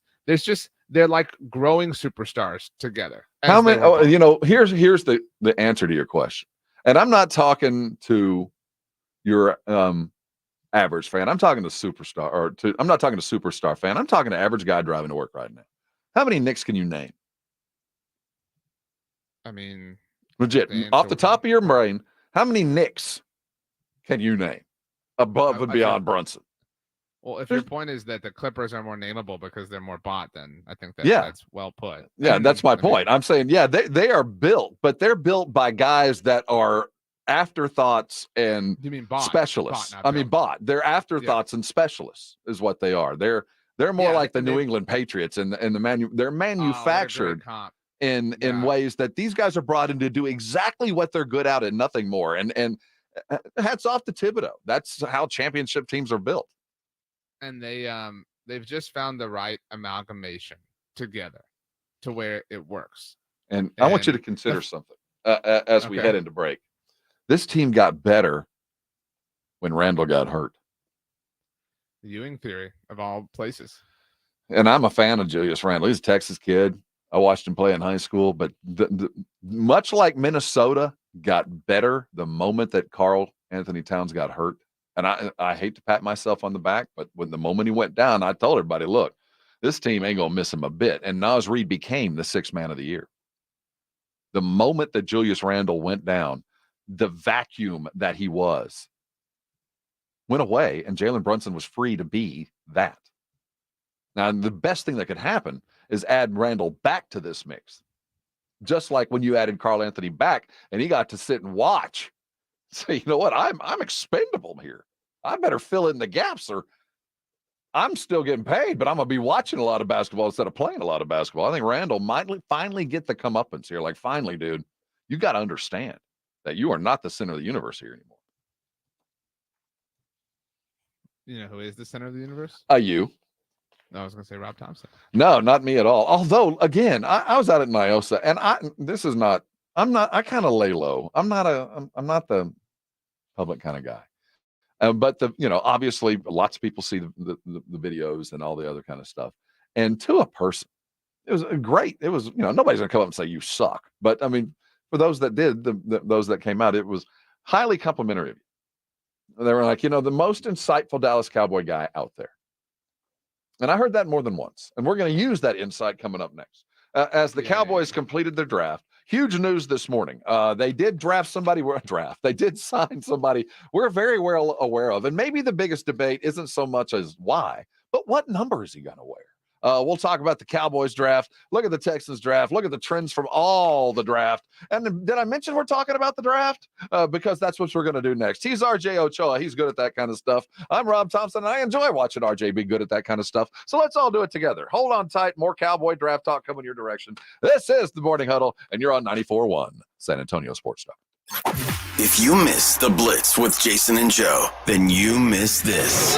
Tyler Guyton joining us here on the Blitz. So you don't play football until your senior year at Manor. We know you went to TCU, then to Oklahoma. Played right tackle. Now you're going to go over to left tackle is where they have you penciled in. Mike McCarthy described last night the difference of right tackle and left tackle. His words, it's like wiping with the wrong hand. How difficult do you think it will be for you to make the transition from the right side to the left side? I mean, honestly, I guess I've been wiping with both hands this whole time, like I'm ambidextrous. I've been playing both. My 4 years in college, I've been split down the middle 2-2 with right tackle and left tackle. Honestly, I think I'm better at left. I feel more comfortable at left, and that's what I started off doing. Right home with the Blitz. Afternoons 2 to 6 on 94.1 San Antonio Sports Star. Trane heating and cooling systems are tested, retested, engineered, and re-engineered to keep up with you. We run together. Visit TraneInfo.com to find your local independent Trane dealer. TraneInfo.com. It's hard to stop a train. Get ready for the ultimate Kentucky Derby experience at Retama Park on May 4th. Join us for a day filled with excitement and celebration. From 8:30 a.m. onwards, you can immerse yourself in the spirit of the races, culminating in the thrilling Run for the Roses at 5:50 p.m. Your package includes a complimentary mint julep, delicious heavy hors d'oeuvres, and a Kentucky Derby race day tip sheet from Big Day Wins. Don't miss out on this unforgettable event at Retama Park in Selma. Book your tickets now. Buyers Barricades is proud to provide traffic control, rental, and sales for work zones and events in the San Antonio area and beyond. Buyers Barricades, the Texas authority in barricade rental. Learn more online at buyersbarricades.com. That's buyersbarricades.com. If you need bold banners to boost your business, but you're on a budget, think Staples. Posters, flyers, signs, and menus for less? Think Staples. Staples can print anything you need to move your business forward. Now at Staples, save $50 on your print purchase of $150 or more. Same-day service available on hundreds of items if you order by noon. And all backed by Staples' Print Perfect guarantee. So it's done right or it's printed again free. Staples, your local print and marketing expert. And 61, visit staples.com/print for details. Free! Who doesn't love free? With Milo's Rewards, you get the member-only treatment that's actually worth it. Enjoy free member gifts you'll love. And once you reach Silver Key status, you can get free standard shipping. Because Lowe's knows nothing feels better than free. Learn more about our new loyalty program at lowes.com/Milo's Rewards today. Program subject to terms and conditions. See Lowe's.com/terms for details. Member gifts may be subject to additional terms and restrictions. See Lowe's.com/shipping terms for details. Subject to change. Injuries happen, and when they do, skip the ER and get to the Ortho Now Injury Clinic by TSAOG Orthopedics and Spine. Ortho Now provides walk-in care for injuries like broken bones, dislocations, sprains, and strains. Conveniently located in the Corey area with extended hours Monday through Saturday with on-site x-ray casting and bracing, Ortho Now has everything you need to treat your injury, and best of all, no urgent care or emergency room copay. Learn more online at tsaog.com. I love a beautiful lawn. I hate doing lawn care. That's why I use True Green. They're the official lawn care treatment provider of the PGA Tour. We all know those are some nice greens. So just imagine what they could do to your lawn. All you have to do is water and mow. And to top it off, when you sign up for an annual plan by April 30th, get one application free. Visit TrueGreen.com for the best lawn at the best price. Guaranteed. Restrictions apply. You're going to feel a puff of air. Jung's Optometry has set their sights on staffing up. Try the next line. Hey, Kim, can you tell our 2 o'clock we're running 15 behind? Sorry, we're a bit backed up today. He needs an optometric technician to keep an eye on it all. Where are the dilation drops? Indeed can help him hire great people fast. I need Indeed. Indeed, you do. You can schedule and conduct virtual interviews all from your employer dashboard. Visit Indeed.com/credit and get $75 towards your first sponsored job. Terms and conditions apply. San Antonio's Sports Star. Wake up with the Morning Huddle.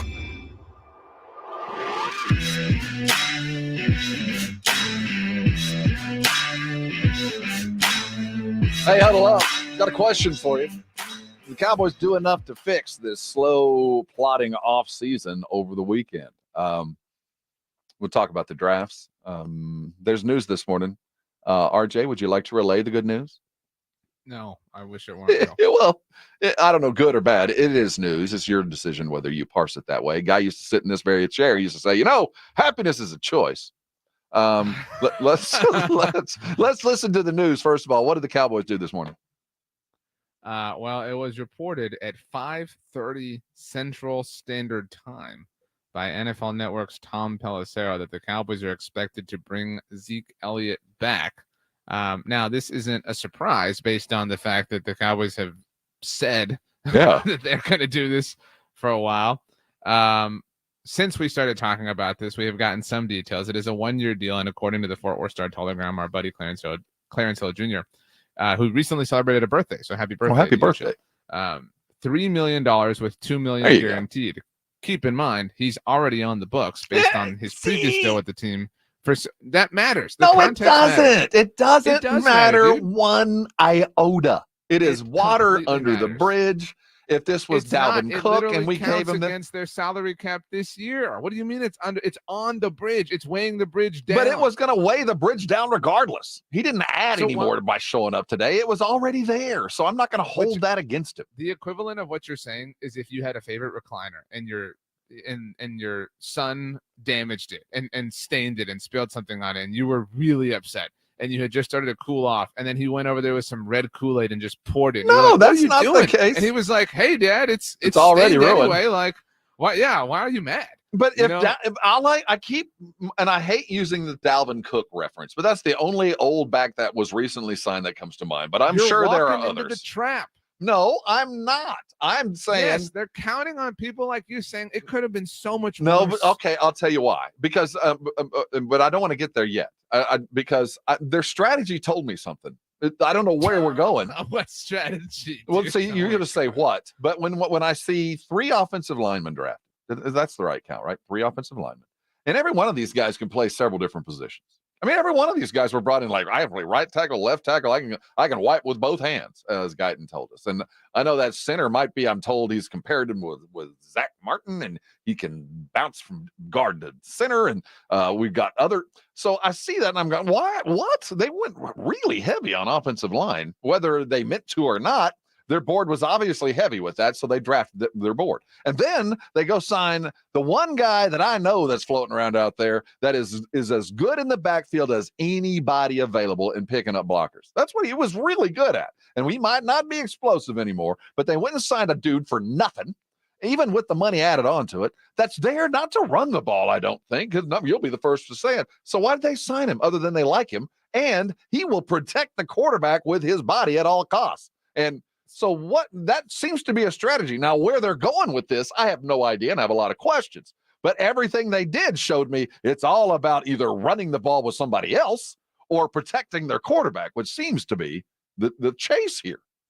I think you're reading way too much into the investment in the offensive line. Well, because you're only looking at the additions. They also let Tyron Smith walk in free agency. They also let Tyler Biadasz walk in free agency. So they had to just replenish and restock the shelves. So I will buy that. Things are kind of just net equal. I don't view that as anything. You know what? That's a fair statement. I'll agree to that. Yeah. This to me, my vibe on this is they needed a running back, and they did not like not having Zeke on their team last year. I think both of those things are true. I agree. And they understood that they had to do something, but the Zeke want trumped it all.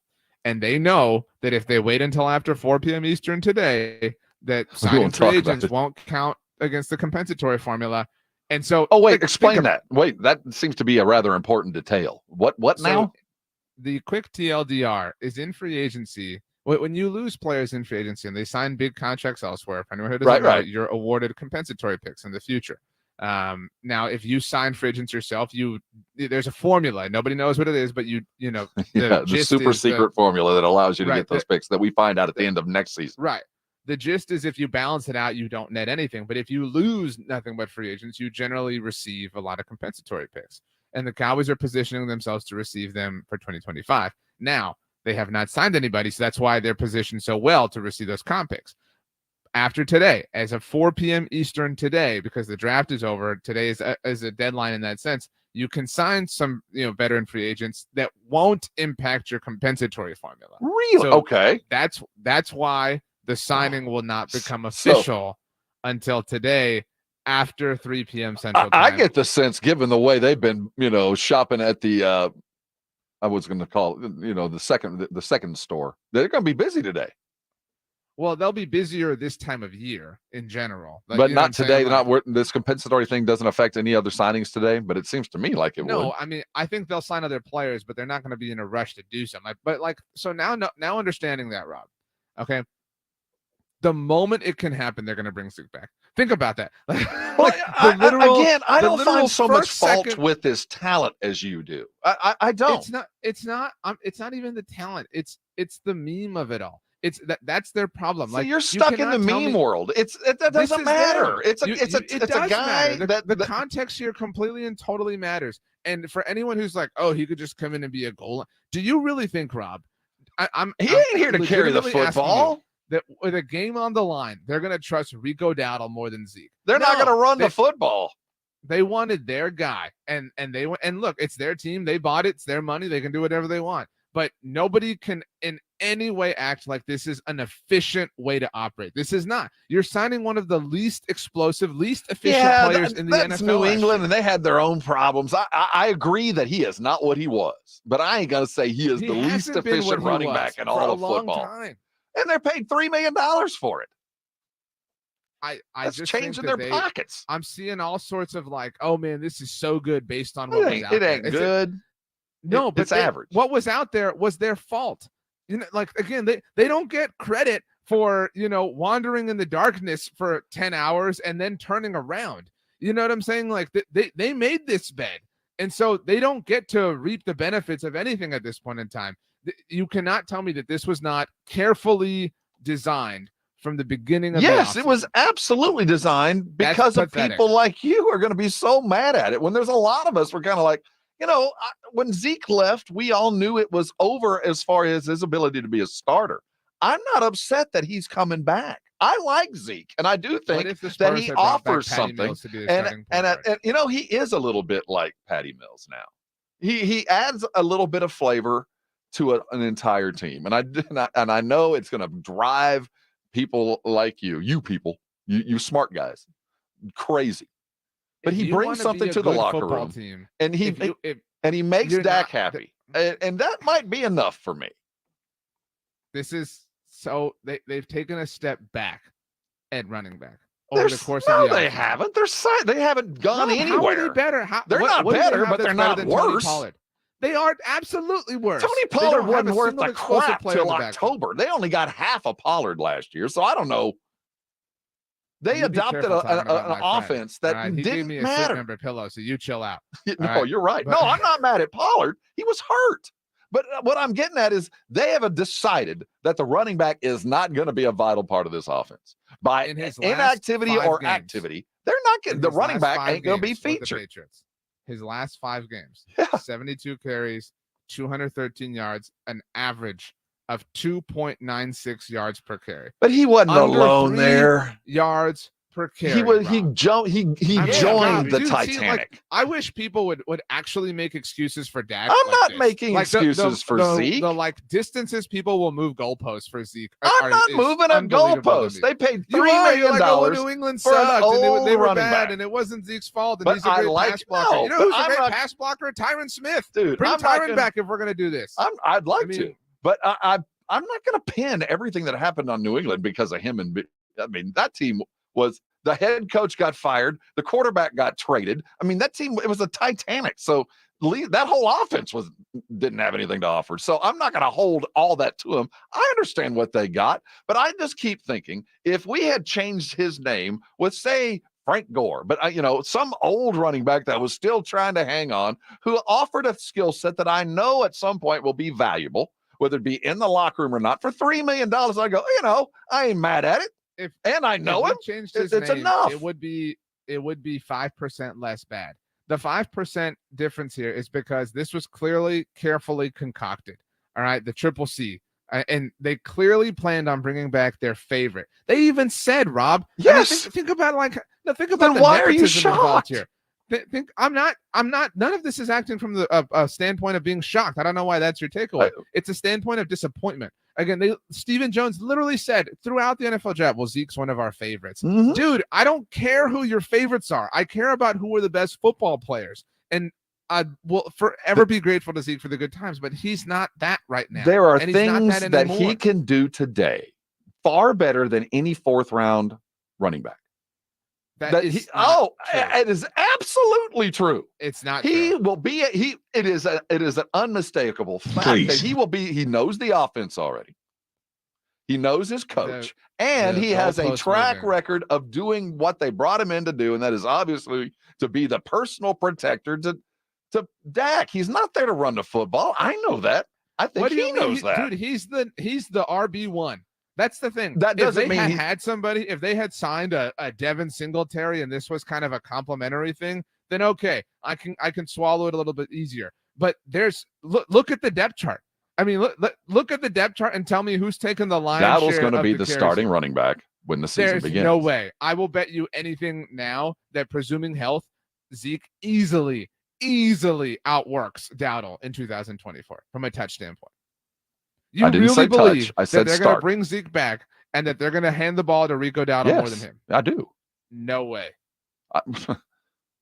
I firmly believe that. I think we're going to see spot duty from Zeke, and the starting running back is either Dowdle, this undrafted free agent, or somebody else. But it ain't going to be Zeke. They didn't bring him in to start. Now, if they do, you and I will be on your side. At the moment that he's starting to get the lion's share of the ones, now we got a problem. My assumption is they got him because they like him, but he ain't the answer. He's just part of the answer, a small part. But if you think he's coming here to start, if you're right, yeah, I'm with you. This whole argument I predicated on the fact this guy came up to be a backup, that he's going to have to buy his number from a guy who has already got it, whoever that is. You're low on the totem pole. It's the irony here. I don't even know that if the Cowboys had a 4th-round draft pick, if they would have drafted a running back. Yeah, that's this whole thing worked out so wonderfully for them to sell to the sheep. Oh, we didn't have a 4th-round pick, so what we would do is they're not trying to. I think you're trying to get the fact that they're trying to sell him. Even if they'd had a 4th-round pick, I don't know if they would have taken a running back, but they didn't, and that was the round where the runners went. And the reason they didn't is because they traded it for Trey Lance, the same Trey Lance who currently wears number 15. All right. And the very first tweet that Zeke had after the Cowboys released him last year was, I'm going to get my 15 back. For anyone who's unaware, obviously now running backs can wear that number. They couldn't at the time that Zeke entered the NFL. So I will bet that Trey Lance will have a new number. And if he doesn't, he'll be on a new team. All right. Yeah. But Trey, you better give that up. Zeke wants that 15, man. Well, you have to buy it. We'll do any. No, we're not going to buy this for Zeke. You're going to change Trey, and you're going to like it, and you're going to tell everybody how much you love that new number because Zeke wants 15. This is the same disposition that kept Jason Garrett employed for as long as they did. That's exactly what this is. Zeke is a brand new Dallas Cowboy. Your thoughts on what number he should wear? Did anybody ever get 21? We didn't have another 21, did we? Stephon. That's right. It's gone. You can't get that one. Sorry, he's done. Not on the team anymore. It's available. Yeah. Stephon tainted it. You can come back. Which team had the best draft in your opinion? Let's look around the league. The Bears had the easiest road. Did they have the best draft? Who turned the tide and played the best game of strategery? Let's look around the draft. There's some weird moves for sure. We're talking about them next. You're on 94.1. This is San Antonio Sports Star. It's The Blitz with Jason and Joe. Afternoons at 2. Coming up today on the is over, but what a haul for the Cowboys and the Texans. We will have grades for both and talk about all the surprises that we saw throughout the NFL draft. Plus, we'll have the latest on the NBA playoffs. That's on the Blitz starting Monday at 2. The Blitz with Jason and Joe. Afternoons at 2 on 94.1 San Antonio Sports Star. Did you know that feeling sluggish or weighed down could be a sign that your digestive system isn't working at its best? Taking Metamucil every day can help. Metamucil fiber powders help promote your daily digestive health using a plant-based fiber called psyllium. The gelling action of this special fiber traps and removes waste, so you can feel lighter and more energetic. Metamucil, promoting digestive health for a better you. Learn more at metamucil.com. These statements have not been evaluated by the Food and Drug Administration. These products are not intended to diagnose, treat, cure, or prevent any disease. Every day, Cintas service reps help businesses get ready for the workday. They provide freshly laundered workwear delivered every week. Mats, mops, restroom and cleaning supplies. First aid and safety products to help your employees stay safe. They even test and inspect fire extinguishers and emergency lights.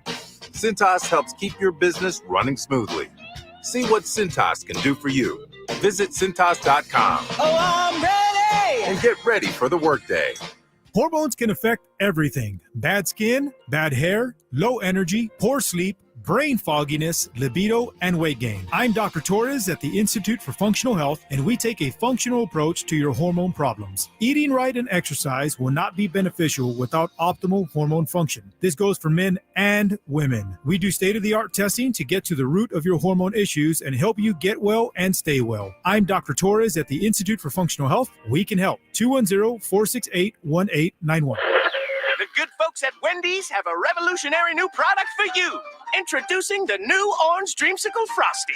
It's like a time machine that takes you all the way back to now, the year 2024. It's the classic, creamy, orangey flavor you remember. Dare I say, it's new-timey. It's the flavor you grew up with, just all grown up. Head over to your local Wendy's establishment and get yours while supplies last. The new Orange Dreamsicle Frosty. Here for the now, for now. Limited time only, participating Wendy's.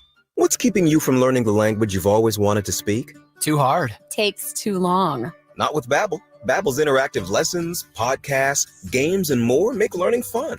Fun isn't hard. Right. And in 10 minutes a day, Babbel's bite-sized lessons are designed to get you having real conversations in as little as 3 weeks. That's not long. It's not hard. It's perfect. It starts here. Go to Babbel.com to try for free. That's Babbel.com. Babbel.com. eBay Motors is here for the ride. 120,000 miles of night drives, daily commutes, and who knows how many. Are we there yet? Through countless fixes, elbow grease, and a new radiator, you kept your ride alive. With eBay Motors, you have over 122 million parts to keep it running.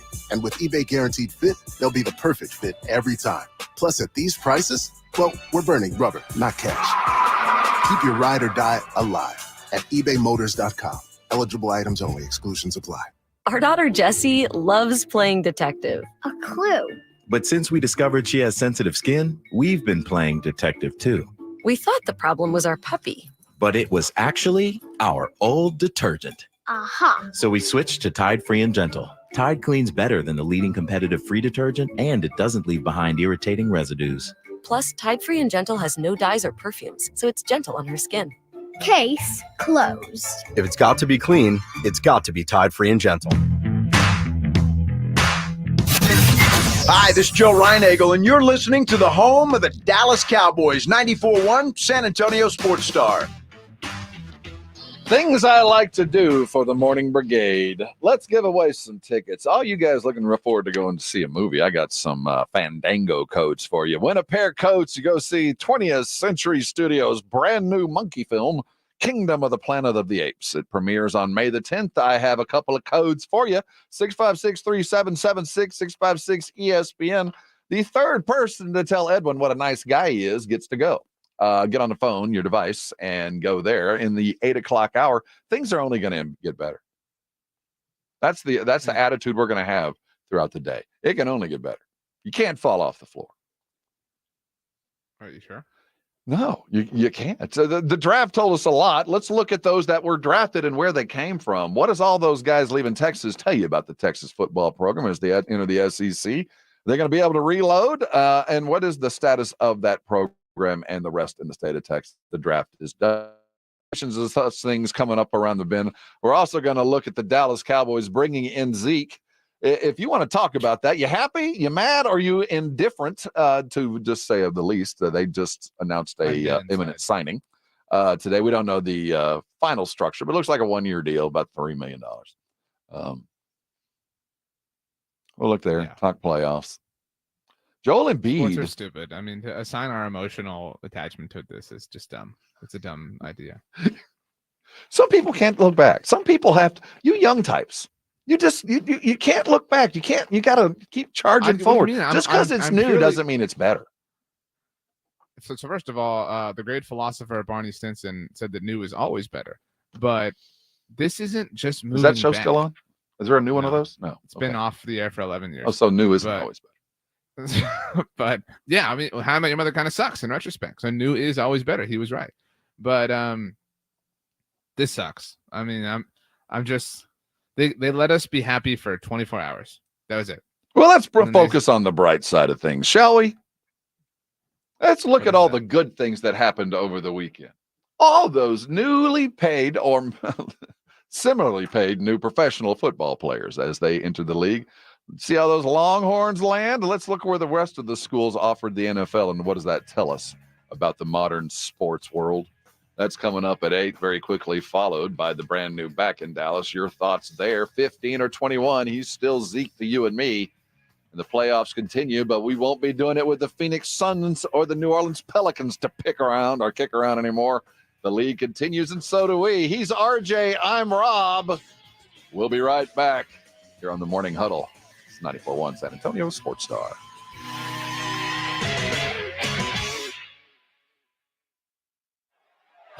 This is the Morning Huddle with Rob and RJ. Morning 6 to 10, KTFM Floresville, and everywhere at sasportstar.com. When was the last time you went to the dentist? Need a new dentist? Hi, Jason Minix here. Go see my dentist at Smile Structure Dentistry and Braces. Smile Structure can handle all your dentistry needs, from general dentistry to oral surgery, orthodontics for the kids, or Invisalign for adults. Mention this ad, get a free exam and x-rays. Veteran owned with 5 San Antonio area locations. Learn more and book an appointment online at smilestructure.com. That's smilestructure.com. Listen to this station anytime, anywhere on Odyssey. Odyssey is your new audio home for all the music, news, sports, and podcasts that matter to you. Odyssey. That's AUDACY. Twin Peaks is the best in the game. Here, the scenic views stick around after the sun sets, and your favorite cocktails keep you company long after overtime. Where else can you unwind with bourbon and late-night bites? Only at Twin Peaks, the #1 sports bar. At Lowe's, save big every day when you buy in bulk. Save 10% on your choice of any 3 or more A.O. Smith water heaters. Plus, get an extra 5% off every day on eligible purchases when you use your Lowe's business credit card. Get low prices on the materials you need today, because Lowe's knows pros. Selection varies by location. While supplies last. Discount taken at time of purchase. See sales associate for details. 5% offer subject to credit approval. Exclusions and terms apply. See store at lowes.com/credit for details. U.S. only. Okay, guys, we got to put our trays up for takeoff. Where's Dad? Oh, he's in the back. We could only get 3 seats together. Daddy has my pillow. We'll get it later. Can you not put your feet up, please? Why aren't we going? We must be in line for takeoff. Like security? Well, that was a different line. I have to go. We just sat down. But I have to go. The seatbelt sign's on. Why aren't we moving? Hey, no kicking. We're just 15th in line for takeoff. Son of a... Don't go there. Go on a real vacation. Go RVing. Learn more at GoRVing.com. Wesley Financial Group is not a law firm. This story is called The Ugly Truth About Timeshare. If you think you've done your family a favor by buying a timeshare, you need my help. Hello, I'm Chuck McDowell, founder of Wesley Financial Group. 10 years ago, I started helping folks cancel their timeshare. In the process, started what's now called the timeshare cancellation industry. The ugly truth is, when you buy a timeshare, you can't tell me how much it's going to cost or when it's going to end. I recently helped a couple that had their maintenance fees go from $800 to $3,200 a year. They also received a $4,000 assessment for a hurricane that was over 1,000 miles away. Sound crazy? The crazy thing is, this never ends. Call my office now, If we take you as a client, I guarantee we'll cancel your timeshare or we'll pay nothing. Call for your free information kit. Call 800-462-3333. That's 800-462-3333. 800-462-3333. Guys, did you know your testosterone affects everything in your system, including how you feel and perform every day?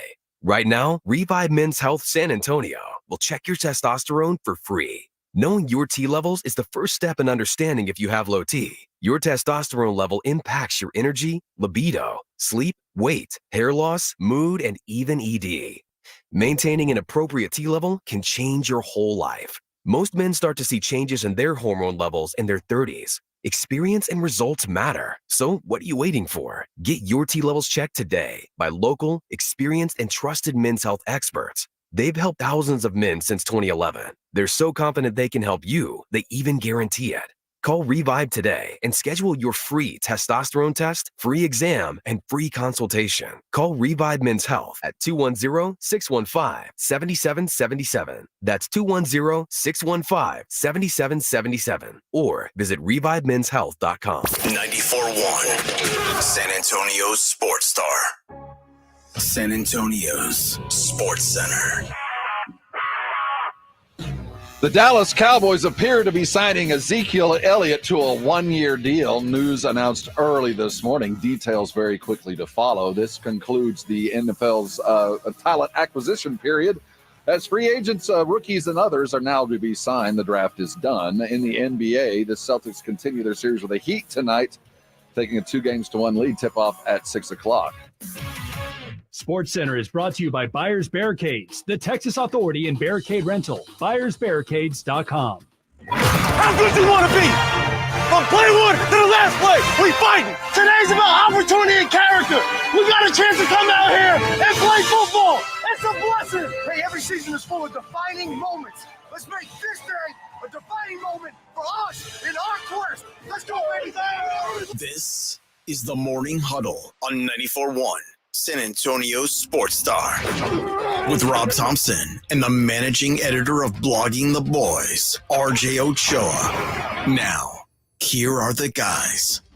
Gather around. There's a bunch to talk about. It is the Morning Huddle here on San Antonio Sports Star. No mind and brake lights. We're going to get you where you're going. That is RJ Ochoa. He is the managing editor of Blogging the Boys. Had a very busy weekend and continues to effort as we speak. Breaking the news first early on this morning. We first saw it about 5:30, it looked like. What an early announcement. Ezekiel Elliott is a brand new Dallas Cowboy. I'm Rob Thompson. Thanks for everybody that came out and said howdy over the weekend and all the Fiesta events. It was our annual reunion that went off quite well, except for a little bit of gunplay on Saturday night. But, what's a party? Unfortunately, thoughts, sadness, and all that. That was awful. But here we sit, a Monday post-draft, and looking around the draft, Texas sent 11 dudes into the draft. Only school with more was Michigan. What was Texas' record again? They made the playoff. Yeah, that's true. Just saying. I mean, and worthy, man. You make the playoff. Obviously, things are working in Austin. And look, I'm not gonna support them, but the team they lost to had some of its more notable players get drafted. You know what I mean? Like that's also some solace, I guess. And one of them, Michael Penix Jr., was like the story of the draft, and the other one, other notable one, Rome Odunze, was like part of the main story of the draft. Mm-hmm. So I mean, yeah. When you look at what Sark has managed to put together, and it was every position group too. It wasn't just DBs. You had tight ends, you had linemen, you had running backs, you had wide receivers. You would have had a quarterback.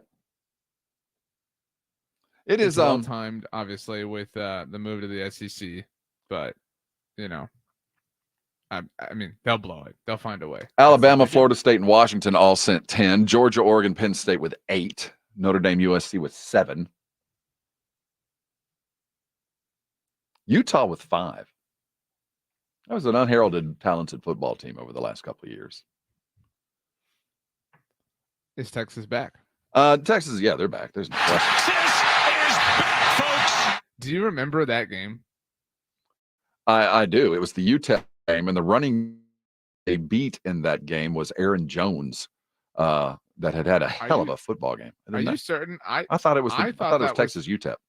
I thought it was the Notre Dame game. No, that was the Notre Dame game. Oh, okay.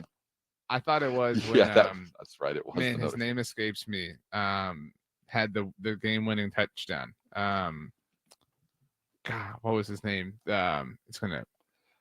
Texas A&M sent 4 guys, as we figured out. Illinois, Iowa, Kentucky, Louisville, Miami, Ohio State with only 4. Tyrone Swoops. It was Swoops. Tyrone Swoops. Thank you very much, Edwin. Thank you. But I think it was that game. We would like to congratulate Air Force, British Columbia, Cal, Eastern Kentucky, and the likes.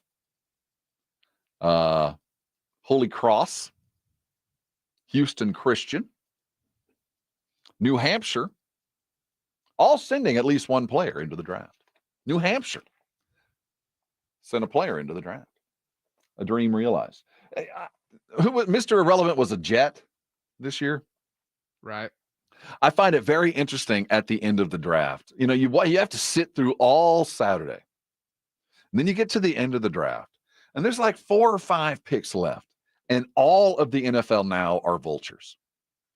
They are, because there's about 5 guys on every NFL team's list that they want at the, in the 7th round. They're all circling, and as soon as the last pick is in, the attack, I would much rather not get drafted in the 7th round. Much rather. I mean, don't draft me. Well, it impacts your ability to make the team, obviously. Obviously. There's a lot of circumstance and environment. I mean, I might have been drafted by that team just because I was a warm body, but whereas I could pick where I land. Oh, the 7th round often becomes priority undrafted free agency. Let's draft this dude because he, doesn't have a choice if we do it. Exactly. Because he might not come to us, but it's somebody that we could actually use. And then they just dive in for the rookie free agents. And I appreciate it as it ended and the rookie and the free agency part began. Was it Ryan Clark that sent out a video of his highlights and said, all you undrafted free agents? I mean, the Cowboys are really great at this. Obviously, They have a high track record or high level of success with undrafted free agents, and not just everybody always remembers Tony Romo and Miles Austin, but I mean, it's kind of it's a weird thing to be a tradition. Like you would kind of hope that it wasn't. You know what I'm saying? Like you would kind of hope that you were so good at drafting that you wouldn't have the spots that were available, but that's just football. So odds are one undrafted free agent will make the team. You can at least one. And odds are they'll be a significant contributor. Last year, Brandon Aubrey, undrafted free agent, rookie kicker, was one of the best players on the team. Brilliant. I mean, you never know. The running back out of Missouri. Missouri sent 6 kids into the draft, which is more than Auburn did, more than Utah, more than Illinois, more than Louisville, more than Miami, more than Ohio State, more than A&M. Missouri was an unsung, talented football team. What are they saying about this running back? Does he have a chance? Well, I think he had a better chance at 5 this morning. I mean, but before, I think it. I don't. Anyway, that's another debate for another time. But what are they saying about the guy? I mean, he had a blazing fast 40. Is that what it was? So you would think Hunter Lipke, by the way, an undrafted free agent who also made the. See, it's when you brought that up, I was like, well, normally if it's an undrafted free agent to make the team, it's a fullback. This would have been the spot, though. Like, I mean, you could have seen. It's more look. So the Cowboys brought Zeke back this morning, in case anybody somehow missed that. And Nate had it. I would say I would have put Nate's chances of making the 53-man roster at like 15%. Okay. At 5, maybe at midnight last night when I went to bed because now it's none and stayed up way too late because the Suns T-Wolves game went long. Now it dropped down from 15 to like 5. You know what I'm saying? Like it's difficult. Now he needs help. And I hate to say this, but he needs somebody to not make the roster. There needs an injury or something, to open the door or to just wildly impress, which is difficult. So right now, looking at the undrafted free agent list, which we have available for you at bloggingtheboys.com, I mean, sometimes you have a wide receiver who makes it, but the fact that the Cowboys drafted Ryan Flournoy kind of, puts a dent in that. Brevin Spann-Ford is the tight end out of Minnesota. Yeah, who's this guy? Cowboy brings up a tight end that has potential, but it's worth remembering that the Cowboys had John Stevens Jr., who was in line to make the roster last year and got hurt, so he might be an option this year. They're kind of full at some of these positions. I mean, I don't think that Byron Vaughn, the edge rusher, will make it. Maybe one of the safeties, if they feel like it. I mean, but it's difficult. Sometimes it's kind of obvious to say, like, it's definitely going to be this guy. I really don't know yet, but we're still really early in the process. There's still others to come. Before the news this morning, I'm following the Twitter feed and following the response to things that you were so busy with Blogging the Boys, and all you Cowboy fans, if you weren't paying attention, it was a lot of fun going back and following the Blogging the Boys feed during the draft, and RJ in particular. I think the general idea on Saturday night was, well done. You drafted apart from the running back. I don't think it wasn't a glorious success by any stretch. But I keep talking about the Cowboys in the sense like you can't fall off the floor, right? So at the end of the draft, when you go, well, that was boring. They didn't get a running back. That's a lot of offensive linemen and defensive linemen. I kind of view that as a success. I think the draft went, if we look at the draft in its own vacuum, and I think you should, I think it went well for the Cowboys. Yeah. The trade down, we celebrated on Friday from 24 to 29, netted them 73, and that became Cooper Beebe, obviously. My only problem really, so if you look at, and look, these are all just opinions right now, obviously, and you can't trade a great draft class, blah, blah, but 2 years. Relative to the consensus big board, which obviously is consensus, every pick the Cowboys made was a value pick, was somebody who should have gone much earlier, except for one. The one kind of exception was their final selection on Friday in the third round, their original third round pick, the linebacker from Notre Dame, Maris Liufau. Now, look, that pick honestly has become a little bit more interesting as of today, because the Cowboys didn't have a fourth round draft pick. We talked about that many times, and that would have been the sweet spot to take a running back. And so therefore, who they took in the third round with that pick, 87, was important, because you were going to have to wait 86 picks to go again, your first pick in the fifth round. And if they had done their homework, and I trusted they had, they could have saw and thought, the running backs are going to go in the fourth round. We're going to have to overpay here, but we want to get our guy, because all of our guys are going to be gone when we're up in the fifth round. So it became Maris Liufau, the linebacker who they took, or a would-be running back, and they didn't take that running back. And now they're justifying it by saying, here's Zeke, Rob, on a silver platter. Be happy. Thank us. We're geniuses. Kiss our feet. You're putting those words in their mouth. I do. I think the action of dropping it at 5:30, I find very interesting. I think, talk about hijacking the news cycle. I mean, talk about hijacking the news, because everybody in our line of work already had our talking points ready to go. We didn't expect any kind of news to drop at 5:30 like this. So obviously they understand the cycle, and they blew everything up so we can start Monday the right way. But that being said, they only spent $3 million.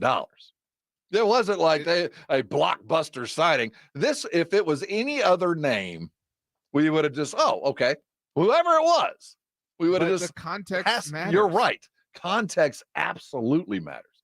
But removing the context and just talking about the talent that was acquired and the value spent, it is a passing news blurb. It is a part of a scroll on a Bloomberg TV that you kind of notice. The context is the reason they picked him. Like I disagree with that.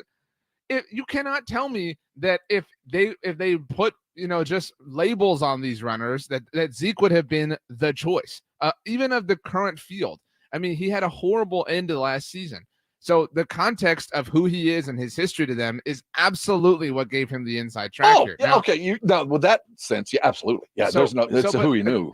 And releasing it so early is such. I mean, like, so I listened to my favorite golf podcast is the No Laying Up podcast, and they do such a great job talking about golf. And the kind of main guy, his name is Chris Solomon. He won the lottery among media members at the Masters this year, so he got to play Augusta the Monday after the Masters.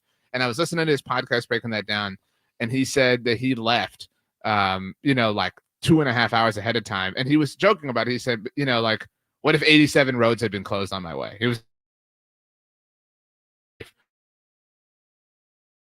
like, he said, it's like, dude, the guy's been on the market for 7 weeks at this point in time. Like, nobody's beating you here. Like, this was so desperate for attention. Like, and that's what I'm saying. Like, if you believe that, and I think you do believe that this was a desperate plea for attention. Oh, it was. This is a desperate plea for attention. Okay. Boring draft. They had to do something.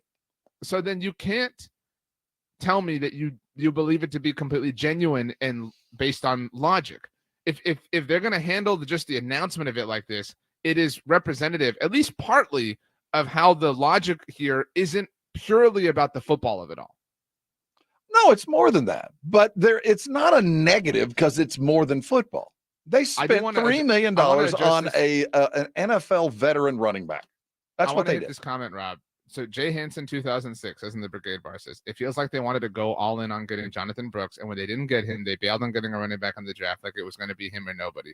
Jay Hansen, 2006. I wouldn't put that out of the way. If Rob will put on his black hat, I will tell you that I think, with my black hat on, that they said all this so that you would believe that. I'm not coming after you, Jay Hansen, 2006. They weren't going to draft Brooks. I told you they ain't going to draft him in the second round. They weren't going to do that. They banged that drum so that we would sit here and say, well, this was a great adjustment, because they didn't get their guy, Jonathan Brooks. No, they banged that drum so hard and they were so ostentatious about it so that we would sit here and applaud them for adjusting to life without Jonathan Brooks. Jonathan Brooks was the distraction. He really was. He was the Trojan horse, and Zeke was who were the soldiers that invaded Troy? Was it the Greeks? They were the Carpathians. I don't know. Well, whatever. Zeke was the soldiers within the horse. Jonathan Brooks was simply the horse himself knocking at the gates of Troy. I guess it's how you assign the value to the free agency, and then you add the timing. Yes, I think a lot of what you're saying is true. But I'm also not going to hold all of it with Zeke being the answer. I don't believe they think he's the answer. I don't think he thinks he's the answer. I think he is glad to finish his career off with the Cowboys. This will be his last year as a professional football player, and he'll wind it down on the bench, watching games played. He'll play 5-6 plays a game, maybe 7 or 8, depending on the circumstance. Most of them will be in pass protection and third downs, and somebody else is going to carry the football. That's my thought when they were talking about him last week, pre-draft. That's my thought post-draft, even though they didn't draft another guy. It's going to be somebody else carrying the water. And Zeke will show up now and again, and he'll be Zeke. And what's going to be a bad year, man. It's going to be an ugly football season. There'll be a lot going wrong this year, but at least Zeke will be around to say goodbye with him. Presuming health. Oh, yeah. Would you take no? But presuming health, would you take Zeke or anyone in the field to lead the Cowboys in carries? I'll give you the field. I'll give you the field. I as a principle, I never take one person over the field. But in this situation, I will absolutely say that Zeke Elliott leads the Cowboys in carries. Again, presuming health. I think that is a worthy conversation to have. We'll be at training camp when all this goes down. I'm sure you'll be standing beside us and we watch all this as they put this new offense down. When is the next signpost event? When do the rookies arrive? When do we start seeing guys run around and play football? 10 days or so. So is there a designated rookie period by the NFL, or is this and that's in the next 10 days? Mm-hmm. So, yay. Hope springs eternal. Remember, happiness is a choice. We're glad you chose us. I've got some tickets to give away. This is a comedian named Country Wayne. He'll be at the Aztec Theater coming up on May the 5th. That's just around the corner. If you want to win those tickets, I'm going to give them away in about 30 minutes. You're not going to want to miss that. Coming around the bend as the draft concludes and the free agency period begins winds down, quite frankly, and we invite the rookies back. The NBA continues, and we're about to leap out of the first round. Takeaways from what we saw: who would you lead in the opportunities to win the title? Who's your favorite and who's going away? And should Joel Embiid get traded? So many questions and only a few answers. We'll do our very best to give them to you. Let's talk NBA next. This is the Morning Huddle, and you're on 94.1 San Antonio Sports Star. It's the Blitz with Jason and Joe. Afternoons at 2. Coming up Monday on the Blitz, the NFL draft is over, but what a haul for the Cowboys and the Texans. We will have grades for both and talk about all the surprises that we saw throughout the NFL draft. Plus, we'll have the latest on the NBA playoffs. That's on the Blitz starting Monday at 2. The Blue and Joe, afternoons at 2 on 94.1 San Antonio Sports Star. If you get arrested, get out of jail fast by calling AA Best Bail Bonds, 210-225-2121. Text bail to 474747 or online at mybestbailbonds.com. You don't have to call attorneys or anybody else. Don't be forced into a PR bond. If the jail offers you one, make sure you understand the conditions before accepting it. AA Best Bail Bonds. Nobody beats their price. They have payment plans. Call 210-225-2121 or mybestbailbonds.com. License number 149. Do you have 3 ex-wives and your current trophy wife wants a life insurance policy 3 times the size of the policies you had to purchase for your previous mistakes? If so, you need to call Big Lou at Term Provider, 800-777-1225. Big Lou is intimately familiar with your problems, and if you're 50 or 60 years old and in reasonably good health, a $1 million policy should only cost about $100 to $200 per month. Big Lou may have a solution for your previous policies as well. You may even save enough money to lighten the load on your new $1 million policy. Remember, call Big Lou. He's like you, except he's only on number 2. Call Term Provider at 800-777-1225. That's 800-777-1225 for $1 million in term life insurance that you can live with. Call Big Lou at 800-777-1225. 800-777-1225. This is the absolute worst time of year to be dealing with joint pain. You can't do the outdoor stuff that you love to do, like golfing, hiking, biking, jogging, playing on the beach. Hey, it's James Pledger with San Antonio Sports Star. Listen, don't go through the summer missing out on life. Call QC Kinetics now and find out how they can use biologics from your own body to give new life to your achy joints, like your knees, hips, back, shoulders. QC's regenerative medicine protocols can restore and repair that damaged tissue with no surgery, no steroids, no drugs, and best of all, no downtime. This is the future of medicine. Tens of thousands of QC Kinetics patients around the country are living their best life this year because they made the call. QC medical professionals are under the direction of Dr. Mitchell Shinecup, who is an orthopedic surgeon who became the future pioneer in regenerative medicine. He knew there had to be a better way. So call QC Kinetics now for your free consultation. 210-571-0318. That's 210-571-0318. 210-571-0318. Locations in Hollywood Park, Westover Hills, and New Braunfels. Brought to you by Old Spice. Men have skin too. This is Bob. Hello. Bob knows self-care. Bob starts every day with a balanced breakfast. Bob exercises every day. Bob even does yoga. Bob thinks he's got everything covered. But you forgot something, Bob. Skincare. Men have skin too, Bob. So grab some Old Spice to complete the whole self-care package. Brought to you by Old Spice Gentleman's Blend Body Wash, providing exfoliation plus 24/7 moisturization with daily use, because men have skin too. This Entertainment Insider is sponsored by Progressive Insurance. Comedian Jerry Seinfeld is directing his first film called Unfrosted, a fictional tale about the origin of Pop-Tarts. But I thought, what would be the least work? The least work is for me to just tell the actor how to say it instead of me telling the director and then the director telling the actor. It was so much fun. See why over 28 million drivers trust Progressive to stay protected on the road. See for yourself at progressive.com. This is the home of the Aggies. This is Andrew Monaco. You're locked on 94.1 San Antonio Sports Star. This is San Antonio Sports Star. I don't know who's madder, RJ or AB Quintanilla, but there's some angry folks floating around South Texas today. Did you see this meltdown from AB Quintanilla at the Tejano explosion over the weekend? No. It's never a good principle, if you're performing in any sense, to start cussing at your audience. It never works out well. I'm just going Why don't you try it just get mad at your audience. Just start cussing at the audience. Just start yelling at them and saying, you guys are worthless. Kids these days. That, now he came back and said it was his medication, and I don't know. But all I know is, and I'm not a performer of any measure, but I do know this. You should never cuss at your audience.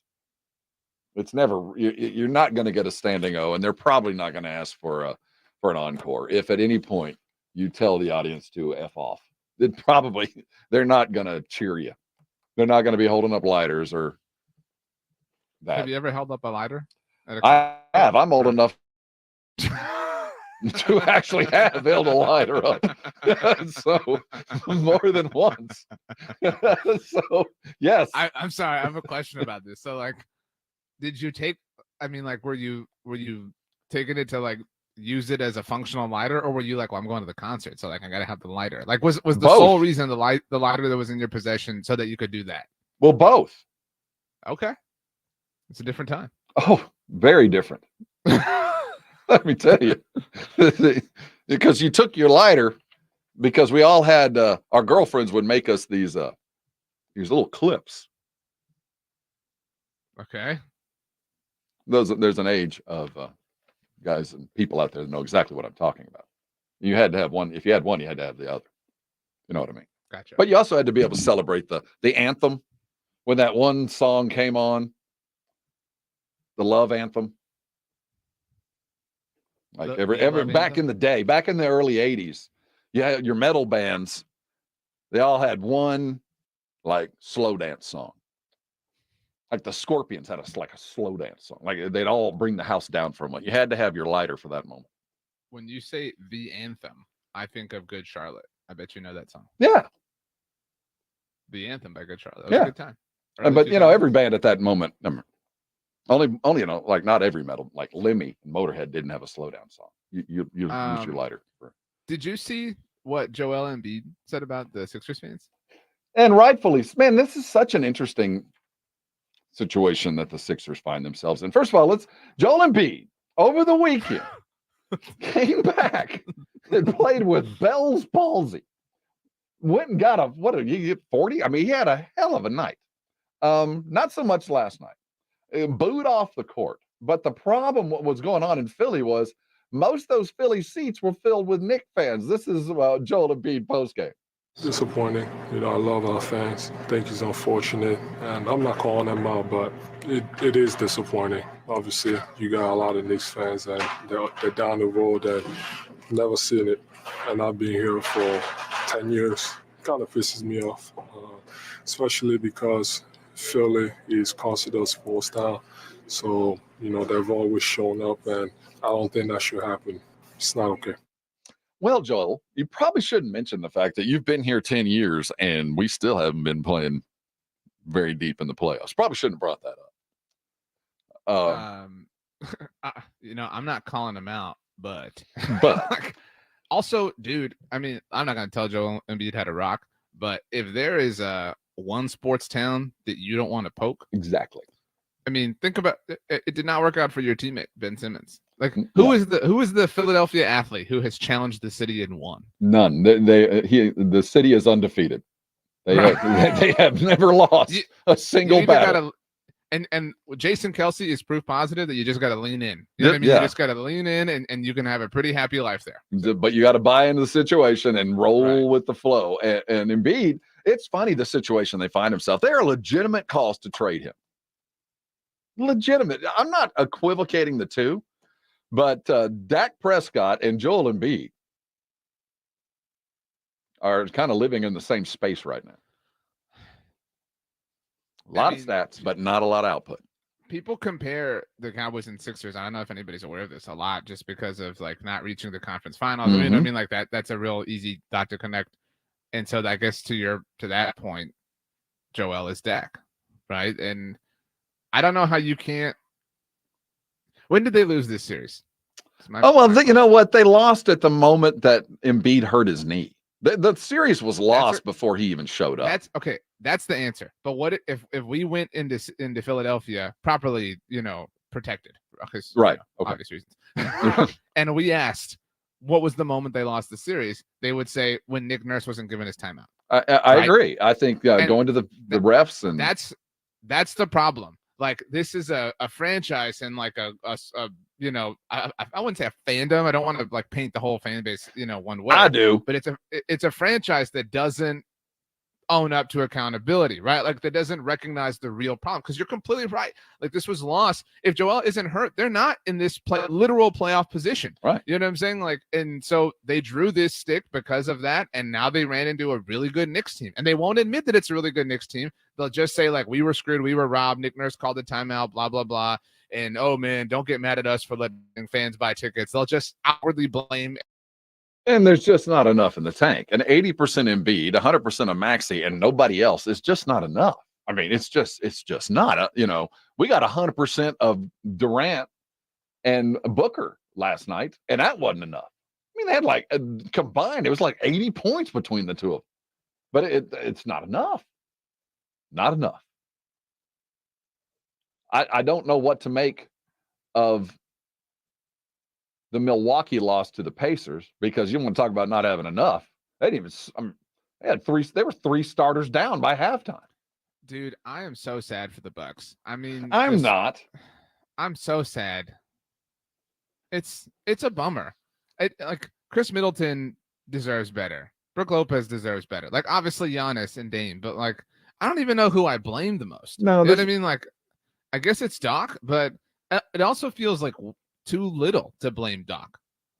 I mean, maybe I blame the Giannis injury. You know what I mean? Like, and I'll tell you this: I don't blame Doc, but Doc's going to have to pay the price. Well, I mean, he can't come back.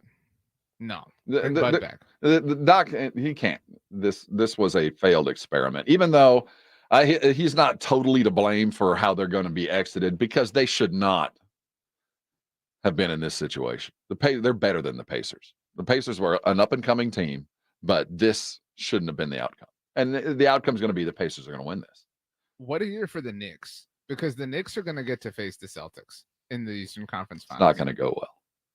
But they are because of this, Mhm. right? Like, oh no, what side are they on? My point is like the Knicks got the benefit of the way everything shook out this year, and get to be the bridesmaid in the East. And they are. I mean, it is a wonderful story, but the Knicks don't happen if the Sixers aren't who the Sixers are right now. You know what I mean? I know that's an easy thing to say, but if Embiid was healthy, the outcome would be entirely different. This would be a very, very different series. And even though Embiid is playing well or good enough, he ain't himself. We can see it. It's obvious. And it's true that they don't have enough around him.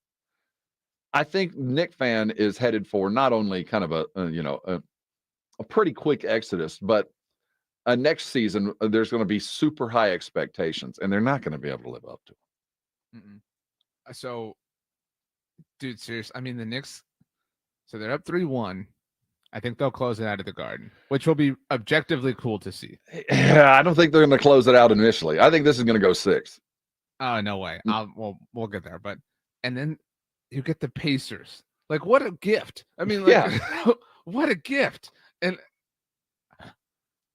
I don't want to talk myself into them, but I don't want to act like Boston hasn't shown warts. No, you're right. And the Knicks are a team that is playing like there really is no tomorrow. I mean, they're the way that Jalen has risen to the moment. The way Brunson is just extraordinary. He is the playoff MVP far and away. Not only the most valuable player, he's been the best player in the playoffs. And that's saying a lot.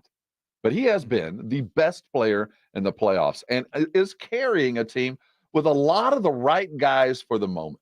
OG Anunoby getting healthy and being able to play the defense that he's been able to play whether he's switching out on Embiid or guarding any of the guards, he can guard 4 out there, and they all sell out. Josh Hart, who's this guy? Where did he come from? So to expect that this is going to continue, Knick fan, enjoy the ride. The Josh Hart thing actually feels very Chris Middleton-y. Like Very when much. the Bucks first took off, it's Mhm. kind of like, who, like it's really, so they're fun. I've forgiven them for their beta-ness about the Brunson ball situation here.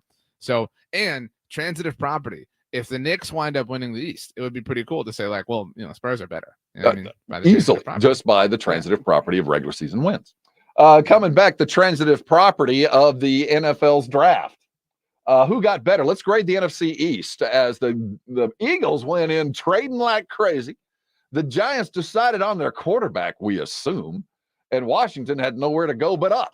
Let's compare the Cowboys today versus the rest of the NFC East after the draft.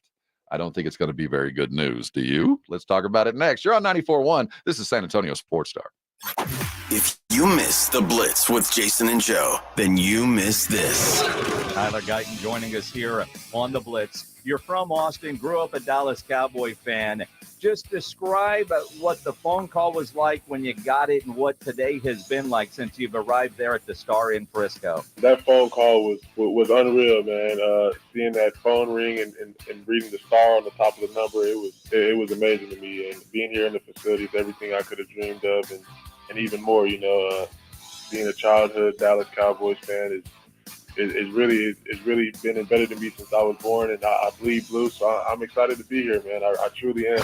Right home with the Blitz. Afternoons 2 to 6 on 94.1 San Antonio Sports Star. eBay Motors is here for the ride. Go ahead, feel your engine. Admire that perfectly installed exhaust. Your vehicle's moving along this freeway like it was made from fresh installs and a whole lot of love. With eBay Motors, you get over 122 million parts to keep it running. And with eBay Guaranteed Fit, they'll be the perfect fit every time. Plus, at these prices, well, we're burning rubber, not cash. Keep your ride or die alive at ebaymotors.com. Eligible items only. Exclusions apply. Without the ones like you, who work tirelessly to keep things running, everything would suddenly stop.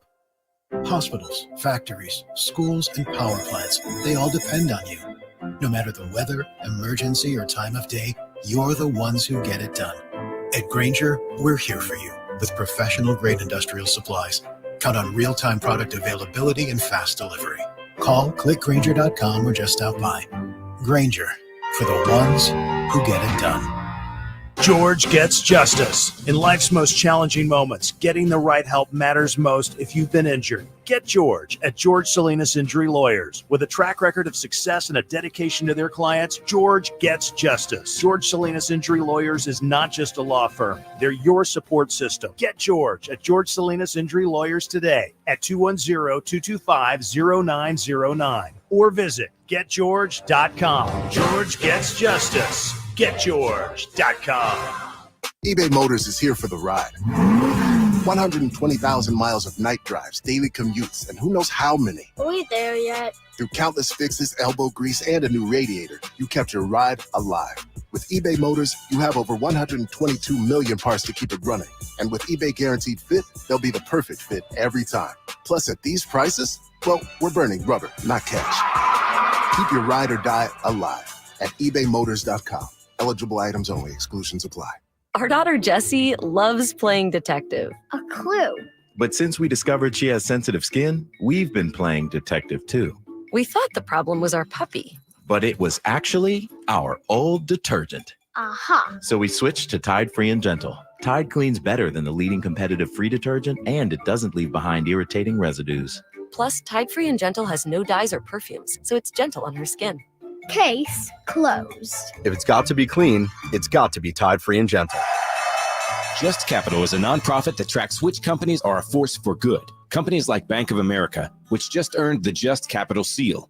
Bank of America is ranked #1 for ongoing commitment to their workers, with initiatives like Sharing Success, which awarded 97% of their teammates additional compensation, nearly all in stock.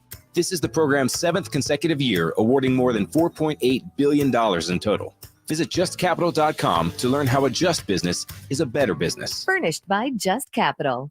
Hey, John, why so glum? I just got let go. The company's downsizing. This is the 3rd time in the last 2 years. I'm done with this. Have you thought about My Computer Career? I've heard they can train you for a career in IT in just a few months, including cybersecurity and the basics of AI. And you don't need prior training or experience. Now that's a recession-resistant career. Wow, thanks. I'll check them out. Go to mycomputercareer.edu and take the free career evaluation. mycomputercareer.edu. Financial aid is available for qualified students, including the GI Bill. When was the last time you went to the dentist? Need a new dentist? Hi, Jason Minix here. Go see my dentist at Smile Structure Dentistry and Braces. Smile Structure can handle all your dentistry needs, from general dentistry to oral surgery, orthodontics for the kids, or Invisalign for adults. Mention this ad, get a free exam and x-rays. Veteran owned with 5 San Antonio area locations. Learn more and book an appointment online at smilestructure.com. That's smilestructure.com. Good morning, everybody. Jason Minix here from the Blitz, starting at 2 o'clock today. Of course, all the reaction from the NFL draft. Grades for the Cowboys, grades for the Texans, and the biggest surprises and the latest on the NBA playoffs. Hey, Rob, don't let Ryan go make fun of you in that cheerleader pose you were doing at training camp. Hey, I look good. It's all about silhouette, you know? You got to widen the shoulders. I don't know. Evidently, I pose like a 18-year-old cheerleader. What do you mean, evidently? I said evidently. By the evidence, I pose like a teenage girl. I didn't realize that up. I know now. This is something I realized several years ago. I'm in therapy. I'm going through it. But at some point, I guess I wanted to be a cheerleader. I don't know. But here we sit. Speaking of here we sit, after the draft, Giants didn't take a quarterback or an offensive lineman. The Eagles, how many times did they trade? 8, 9 times. They were busy. Got a lot of grades, like what Philly did. Washington, you can't fall off the floor. I mean, they got their quarterback. That alone, I think, makes that draft good. Rank the teams in the East? Like rank their draft class? Well, no, who's the best team in the NFC East? Philly, obviously. I mean, if I had to pick a team to win it, I would pick the Eagles. Well, that's what I'm asking you to do. So pick a team to win it. It's the Eagles. Well, you're changing the question. That's what I'm saying. Who's the best team in the NFC East today? I think it's the Eagles. Yeah. Oh, okay. I mean, were they before the weekend began? I think that there was a strong argument. I mean, the conversation that's going to be had a lot as the season gets here, when it comes to like, oh, here are my division winners, is that the NFC East hasn't had a repeat champion in 20 years now. 2004 was the last time. And that doesn't really mean a lot, right? Like the 2005 Giants have nothing to do with the 2020 Commanders. But it does mean something. Washington team. But it's a non-zero, quantity in terms of what it, I mean, that's a lot of history. You know what I'm saying? We're talking 20 years. Like that, it's worth at least mentioning. And so the Cowboys are swimming upstream against that. Right. The Cowboys and Eagles both are also swimming upstream against the fact that they've each been playoff teams each of the last 3 years. They've traded division titles in that span. They both have coaches on different kinds of hot seats. Both Dallas and Philadelphia do. So, I mean, I would not be stunned if both the Cowboys and the Eagles regressed. And maybe the Cowboys regress harder. Maybe the Eagles regress just a little and don't make the play. Well, I mean, is some of this a hangover from what happened to them last year? Because they did kind of collapse there at the end. Yeah, I mean, regression to the mean is a real thing, right? And they've won a lot of games, and so have the Cowboys. And so, like, eventually, the bottom comes out, and we see that. Like, look at the Suns right now, right? Like, eventually, you just you go from being really, really, really good to just really good, and then good, and you know what I mean. And so, and the division's better. I don't know that I believe in the Giants quite yet. They're obviously limited by their quarterback, and so what do you make of that? Kind of, I think you can't use the most premium asset that you'll have unless you're absolutely in love, and they were clearly not absolutely in love. Now we can fault them for that, but if they weren't absolutely in love, I respect the decision. I do, and so you hope that you can find love at some point around the corner. I think the lurking team is Washington. I really do, and I think that they've done such a great job of capitalizing on Jaden Daniels. Now that we know that's him, his rookie contract immediately. So many teams wait that first year and kind of wait for the quarterback to prove it or whatever. I love that they overpaid free agents. Absolutely. Can they afford to? Absolutely. Is it okay? Absolutely. I love what they're doing. And I don't put a lot of stock into, Dan Quinn's a leader and a culture builder, but he kind of is. And he is. I think that we're seeing the ramifications of that play itself out. This doesn't impact on the field things. But did you watch? We talked briefly as the weekend started about Darrell Green having his number retired. Did you watch the video that they released? No. It was so cool. They did the like, oh, we're gonna bring you in to have you read some like marketing stuff. Oh, so he didn't know when they. No, oh, and then cool. so he was like recording stuff for the team website or whatever, and then he was recording, and we're gonna be retiring number 20, and he was like, oh man, and, it was just a really cool moment. And the whole like coaching staff and front office was there. And I give Josh Harris a lot of very and I use the term knowing it's very past tense, very non-Redskin-esque the way they handled that. Well, yeah, and so he wasn't there in person, but he had a video, and he was like, "Look, you've meant a lot to this organization, and et cetera, et cetera." And they're doing functional things. I mean, is it unbelievable that it took this long for Darrell Green to have his number retired by this franchise? Absolutely, but the sins of the past aren't Josh Harris's fault or Dan Quinn's fault or whoever's fault. And so good for them, like redoing things. No, I wish a pox on their house for all eternity. The vibes there, I guess, is they're so different. And now you have talent. They have so much talent that they've added. I mean, their wide receiver room is sneaky underrated. I mean, Terry McLaurin and Jahan Dotson, they've obviously got Brian Robinson, out of the backfield. Now Jaden Daniels and his running ability as a quarterback. They added a lot to that defense. I would not be stunned if they, if Dallas and Philly regress a little bit and they just show up and take advantage and win the NFC East. That doesn't seem impossible to me. Because they're going to get that last place schedule. That too. They're going to get that schedule like the Texans capitalized on that will allow them to play some pretty cake games at home against some pretty bad football teams. Well, now they're playing at home, and I mean, it's not like horrible. You know what I'm saying? It's kind of fun, and they're renovating the building, you know what I mean? Things like that. Like I have to imagine that the quality of life is so improved. You know what I mean? If you're a commander now, and that's got to count for something. At 9:15, we're going to look back at the Deshaun Watson trade and the ramifications that were, played full out over the weekend. My goodness. The Houston Texans got good then. We just didn't realize it. We'll look at what they did a little bit after 9 o'clock. We're going to look at the best part of the sports weekend. And my best part was probably not what a lot of people saw. We'll talk about that. Right now, the way that let's talk Texans. I would love to. Was it much ado about nothing over the weekend? Did they genuinely get better? So first of all, thoughts and prayers seriously to Tank Dell. Oh my goodness, scary. A nightclub incident. He was wounded, though not significantly, in a club down in South Florida over the weekend. Is that correct? Yeah, he was the victim of a shooting. And so all good thoughts and prayers with Tank Dell, and hope that he is doing all right. I think the Texans, I mean, I wasn't that impressed. I'll be real honest. Well, it's hard to outdo last year. I year. guess that's true. It's not like last year was so successful, and it was also super sexy because you had the quarterback and Tank Dell, and you had and Tank Dell was this local guy. You know what I mean? Like it had Will Anderson and the trade up. Like it was just like this brisket that was like soaking in juice. You know what I'm saying? Where this was like lean chicken. And maybe a shrimp on a skewer, you know what I mean, and like a kebab with some like greens and other veggies and things like that. Like it was a meal that was really good for you. Did they have any kind of pick that I was like overwhelmed by? No, but that's okay. You know what I'm saying? Like I mean that I don't mean that in any kind of indictment sort of way. They traded for Stephon Diggs. I mean, like they signed Danielle Hunter. Like this is one of the best teams in the NFL.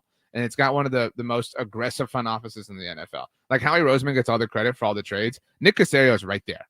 I mean, and that's evidence. I don't know if you want to like get into the Deshaun trade thing now, but like they have turned that thing into all sorts of stuff. Looking up and down their roster, drafted a fair amount of defense. I guess the skill positions were spoken for. Well, I mean, where do you have room for anybody? I mean, I would say the only thing, if I had to ding them for something, it would be, why did you not trade away Dameon Pierce? Because he's clearly in the doghouse there. Like, I don't understand. You traded for Joe Mixon, then you redid the deal. That was kind of weird. Like, what does Dameon Pierce really offer your team right now? And so I think they're holding him to trade him for more value. I think he's Oh. going to get traded. It'll be in training camp or very soon thereafter. The first running back hurt kind of situation. Dameon Pierce gets traded. Who had the best draft? That was surprising. I mean, the Bears, we knew they had every opportunity, and they did exactly what they were supposed to. So that was a great draft, but that wasn't unexpected. I think the best like shocker of a draft, if that makes sense. I mean, it's so hard to ignore what the Bears did because it was great. And I mean, like it changed the franchise.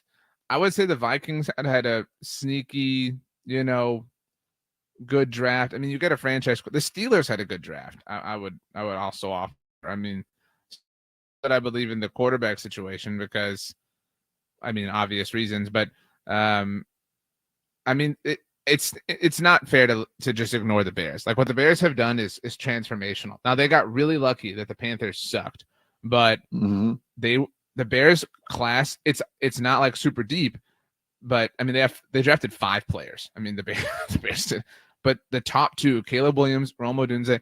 People have been saying this, but it is so true. Caleb Williams is walking into the best situation that any rookie quarterback has ever had outfitted around him. I mean, at wide receiver, he has DJ Moore, Keenan Allen, and now Rome Odunze. He has Cole Kmet at tight end. He has DeAndre Swift and Khalil Herbert at running back. Their offensive line is remade. Their defense has been remade. I mean, and they're kind of the sneaky underdog in the division because of what the Lions have just done. So I'm really excited. I think the worst draft, I know that wasn't your question. No, dude, the Broncos suck. Like, I mean, I hate the Broncos. Like, the Broncos annoy me with their existence. I mean, is it because of the quarterback draft or I didn't? Yeah. Okay.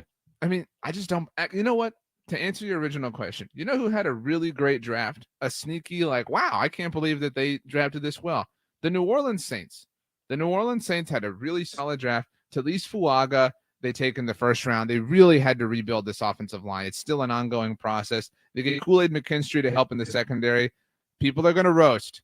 But Spencer Rattler in the 5th round was a great lotto ticket. You just have no idea. I mean, this could be a dude lurking. And the Saints have to figure out something. Like, it's easy to like drag and roast Spencer Rattler for the last few years, but at one point in time, we're talking about a guy that had more hype than anybody else. He was the best quarterback coming out when he signed with Riley at OU. Right. I mean, so I absolutely 100% am in on the Saints draft class. Why did he fall so far? There was a report, and this was kind of strange. I don't know if you ever watched the what was it called, like QB1 or whatever. I remember the show, yeah. There were reports that teams did not like him and his personality in this show, which is kind of interesting. Well, I mean, there's been a couple of who else- quarterbacks that I've seen that it turned out to be true, that you saw them on those QB1 shows. Man, I just don't like this cat. Nobody went to his birthday party, that kind of thing. Right. And it kind of turned out to be kind of true. I would also offer the Patriots had a really great draft. So they get Drake May, who it feels like the draft process overthought. Now, I hope that, he's better than Jaden Daniel because that would mean that Washington messed up. And obviously, I don't want a Cowboys division rival to do well. But, I mean, last year, it was like next year's going to be the Caleb Williams, Drake May show. You know what I mean? And Drake May goes 3rd. So you get Drake May, then you get Jalen Polk in the 2nd round. So now you're redoing this whole offense. And then later they get Javon Baker out of Central Florida. And so they got him some weapons. I mean, this Patriots offense is going to look very different. They've got some like potential to be my Madden team. I think the Patriots do. On the scroll, JJ McCarthy is walking into a better situation offensively than Caleb Williams. Jalen Carroll puts that on the scroll. I'm not sure. First of all, I liked the draft order of the quarterbacks. I think they went in the right order. Mo Nix probably a little high, but I'm going to give some. You're down on the Denver Broncos. I think Sean Payton sees something in Bo Nix. I think I won with a fullback, so I'm not going to discount too much of Nix, but I do think the order was proper. I think the talented, the snap with Penix early like that. That's kind of the way I pegged it. I'm glad to not be the team that's trying out Bo Penix. You say that. Bo Penix? Michael Penix? You want to do that? Bo Nix? That won't be me. Yeah, Bo Nix, goodness. They're all the same guy when it comes down to it. Do you think this will turn out to be the 83 draft? Nah, No, I don't either. And that there will only be like one or two dudes that are like of serious note. Yeah, I think that we're gonna, like we always hear, 2 are gonna be good, 1 will be very competitive, 1's just gonna be average, and 2 are gonna be out of the league in 4 years. That's life. Yeah, such is life as you move on. Life also moves on here at the radio station. The 9 o'clock hour will be extraordinary because we've had all morning to work on it. If you're just getting here and you missed the early stuff, that's easy to find. Go to sasportstar.com, the audio vault. You can catch up on all things there. Coming back, 9 o'clock. What was the best part of your sports weekend? Was it golf or something else that involved real play? We also air our grievances at 9:30. Starting your week the right way, it's the Morning Huddle. We'll be right back here on 94.1 San Antonio Sports Star. This is 94.1 San Antonio Sports Star, your home for the NBA playoffs. Down the middle of the lane, takes it right to the rim and flushes. KTFM Floresville. Here, I want to tell you about something that has completely changed my life. I had vision correction surgery at Parkhurst New Vision. The results are amazing. The readers are a thing of the past. Hey, if you're like me and tired of those glasses, call Parkhurst New Vision at 210-585-2020. They offer a variety of services like vision correction surgery. So call Parkhurst New Vision, 210-585-2020, or get them online at sanantoniolasik.com. Experience the Kentucky Derby weekend at Retama Park in Selma, Texas on May 3rd and 4th. Join us for the biggest pre-Derby party on Friday and the main event on Saturday. Enjoy drinks, delicious food, and thrilling races. Don't miss this chance to celebrate the Derby tradition with us. Febreze. Fabric Talk. Hey, it's me, your couch. Today's my favorite day of the week. Febreze Fabric Spray Day. The occasional deep cleans are nice, but in between, you know I'm needing a refresh. Ooh, here she comes with the Febreze Fabric Spray. Oh, yeah. Spritz them armrests. Don't be shy. Nothing like a good spray down to get me smelling so fresh and clean. Don't forget my back. Nice. Febreze Fabric Spray. It's just that easy. Now we can both breathe happy. Febreze. La, la, la, la, la. Jake from State Farm. I just beat my running PR, so I'm celebrating with the Banana Bonanza smoothie. Hey, and you can keep celebrating when you create an affordable price just for you by bundling your home and auto with the State Farm Personal Price Plan. Go bananas. I will. Hey, make it a large. Bundling, just another way to save with the Personal Price Plan. Like a good neighbor, State Farm is there. Prices are based on rating plans that vary by state. Coverage options are selected by the customer. Availability, amount of discounts and savings, and eligibility vary by state. Calling all children ages 8 to 16. HEB and the Dallas Cowboys are bringing a youth football clinic to you on May 4th from 7 a.m. to 2 p.m. at East Central High School in San Antonio. You can do skills and drills just like the pros. Register for your chance to participate at dallascowboys.com/HEB. Camp is limited to 150 athletes per session, so sign up today. Purchase not required to register. Parents must be 18 years of age or older and a Texas resident. The promotion ends April 25th. For official rules and important details, visit dallascowboys.com/HEB. Gomez Law Firm has been taking care of the people of San Antonio for almost 50 years, the leader in personal injury law. Jose, tell us a little bit more about what you do. We do ride-sharing cases, 18-wheeler cases. Obviously, we've done those for very many years. Work injuries. We will be happy to take a look at and see if we can help. If you have been injured in an accident or hit by a company vehicle, then you need to visit joegomezlaw.com. We've been around for almost 50 years, and we're not going anywhere. Call the Gomez Law Firm at 736-4040. Boot Barn honors a Western legacy built by those who persevere through resourceful determination. Ariat honors that same legacy by bringing innovative technology to classic pieces. Driven by a dedication to the craft, Ariat blends timeless Western artistry with advanced performance features for the modern cowboy and rodeo athlete. Out west, ingenuity is second to none. Ariat at Boot Barn.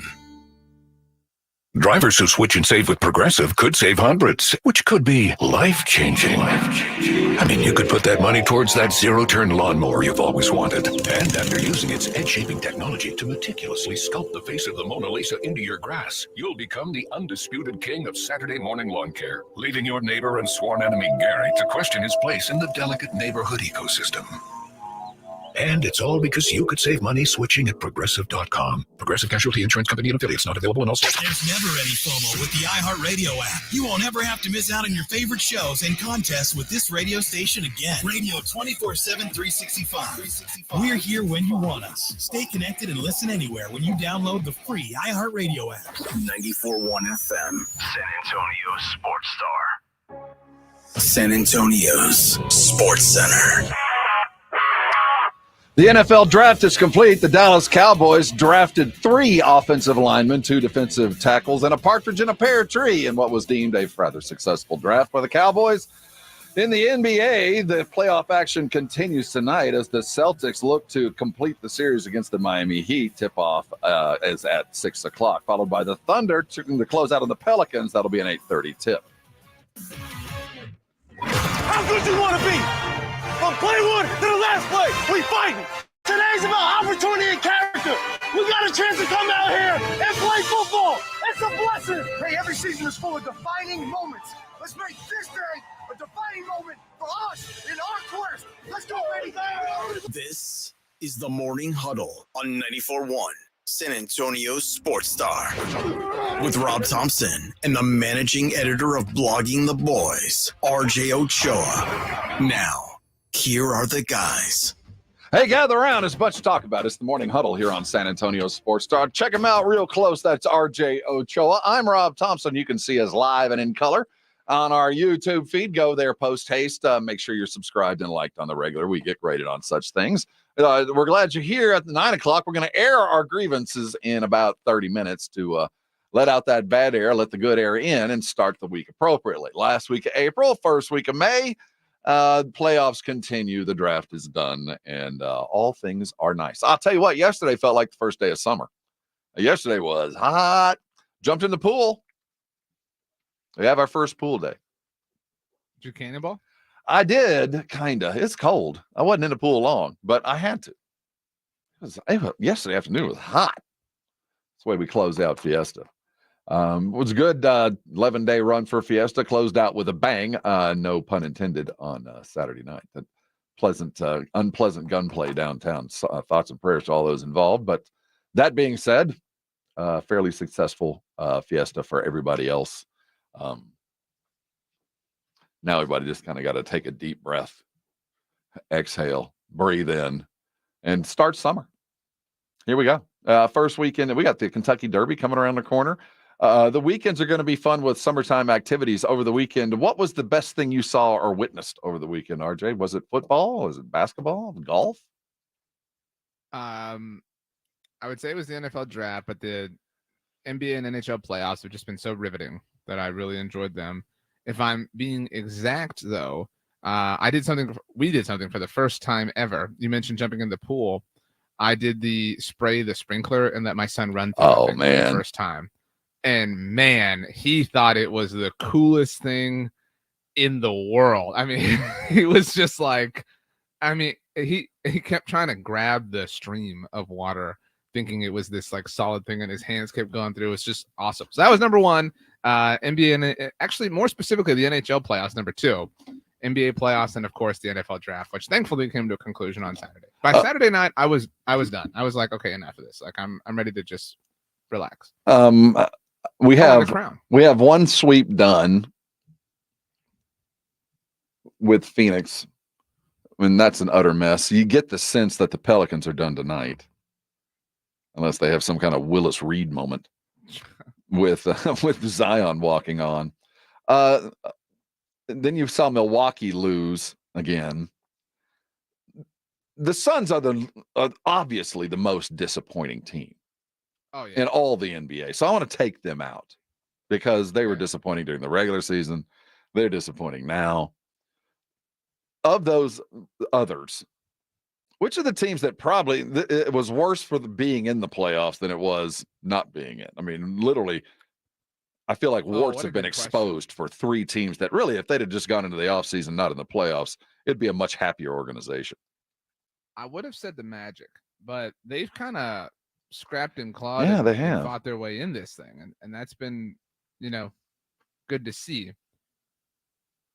I would say the Pelicans too, but that just feels too chalk. I honestly got to say that the Bucks. I think that they're the answer, even though they're the 3 seed in the East. This wasn't worth it, like if you're a Bucks fan. Well said. It was not worth it, and it was. I guess it was worth the Dame trade. I mean, again, I'll always applaud going for it as opposed to not, and it's just unfortunate it didn't work out. But like, this is just. This wasn't worth it. It was sad and frustrating if you're a Bucks fan. The Spurs at the very least, I won't look back on this season and go, man, was this even worth it?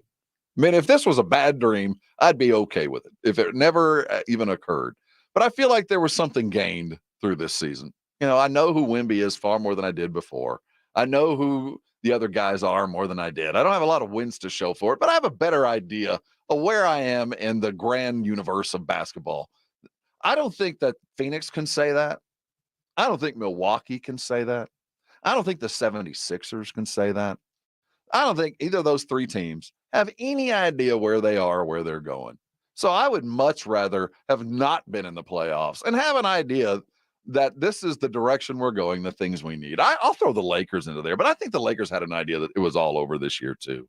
But watching those other 3 teams, it would have been better off if the Sixers, for whatever reason, had just fallen out of the playoffs because of Embiid's injury, had gone from, not a 7 seed, but didn't even make any kind of playoff action. They're done.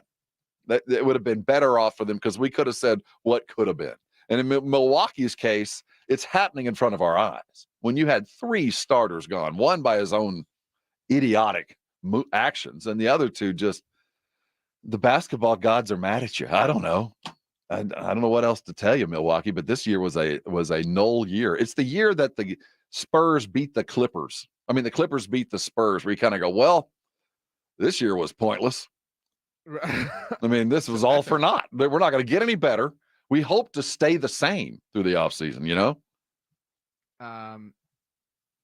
So that's a really good comp. I remember the night that happened. You're just like, wow, what a waste of 8 months. What a monumental waste of time this year was.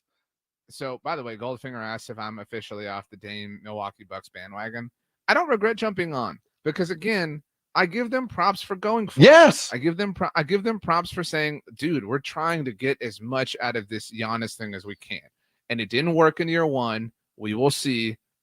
I'm bummed, but I'm not off the bandwagon. My Bucks will be back next year. And I do think and they will. Like they totally will. And I do think they're going to wake up like, what a monumental waste of time this season was. The Suns at least will wake up and go, well, that didn't work. So let's do something.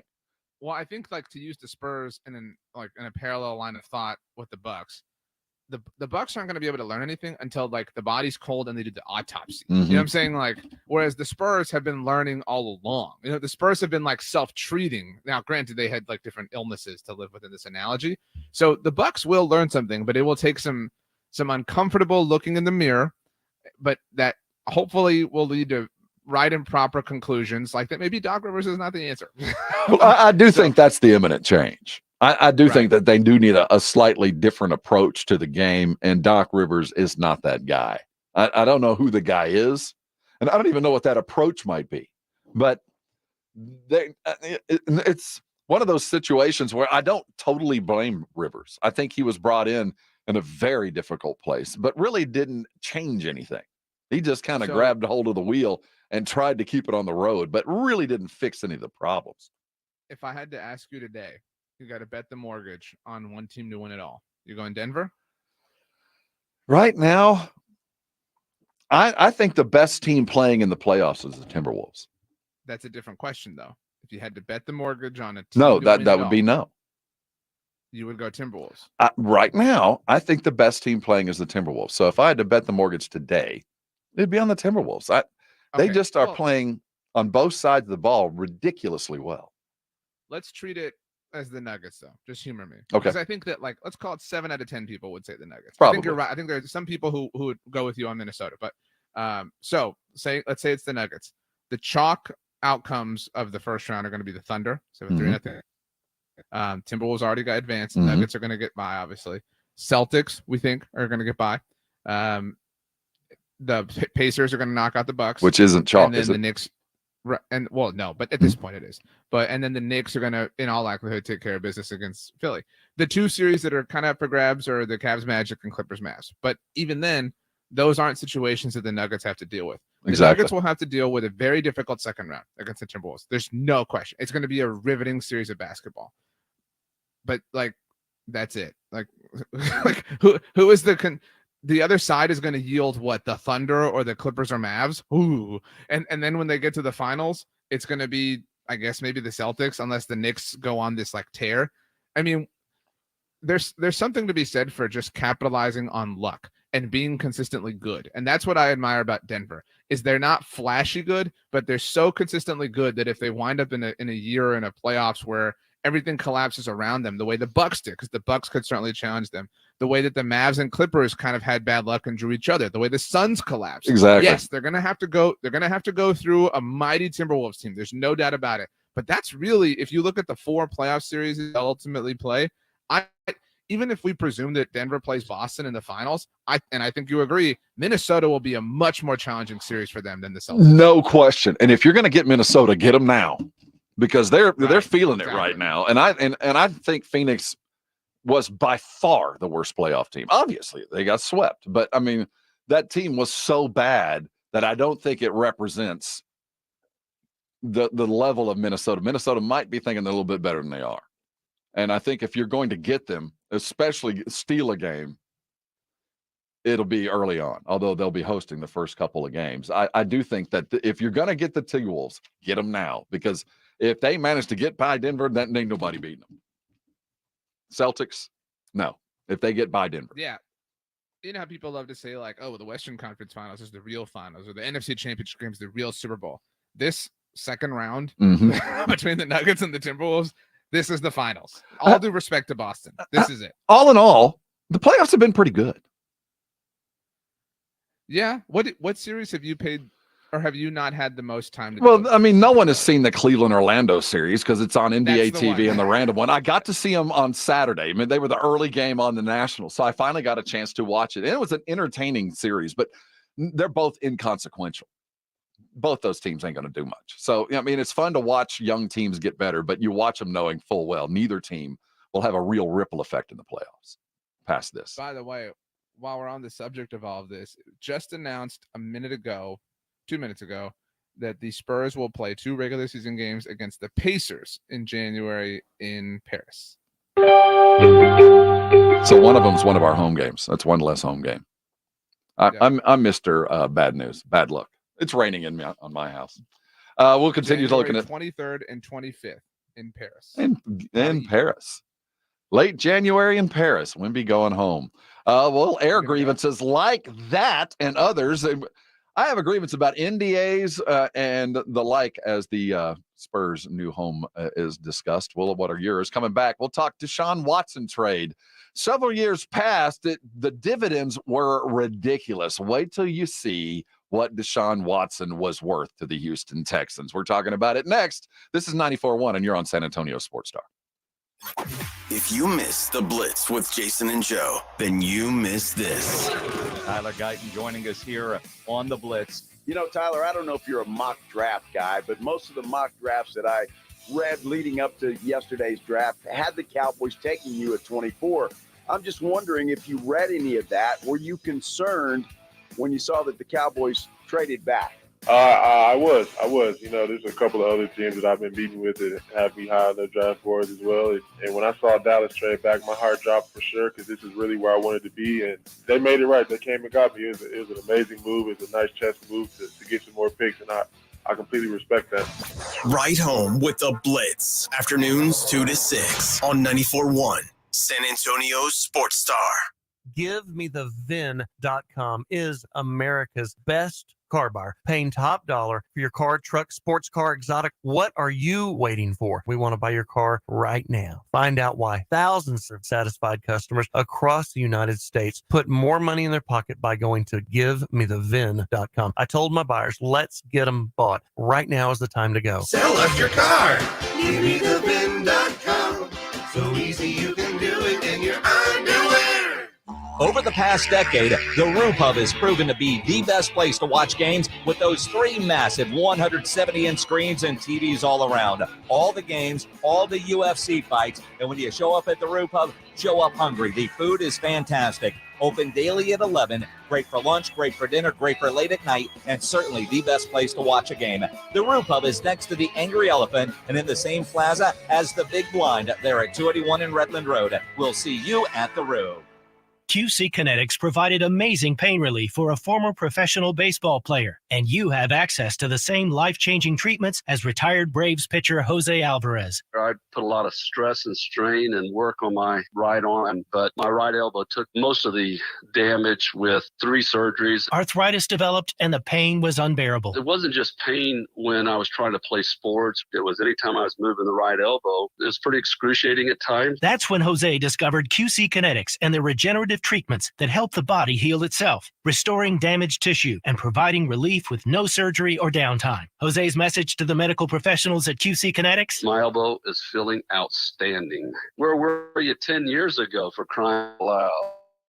Here, call for your complimentary consultation. Call QC Kinetics, 210-571-0318. That's 210-571-0318. QC Kinetics, 210-571-0318.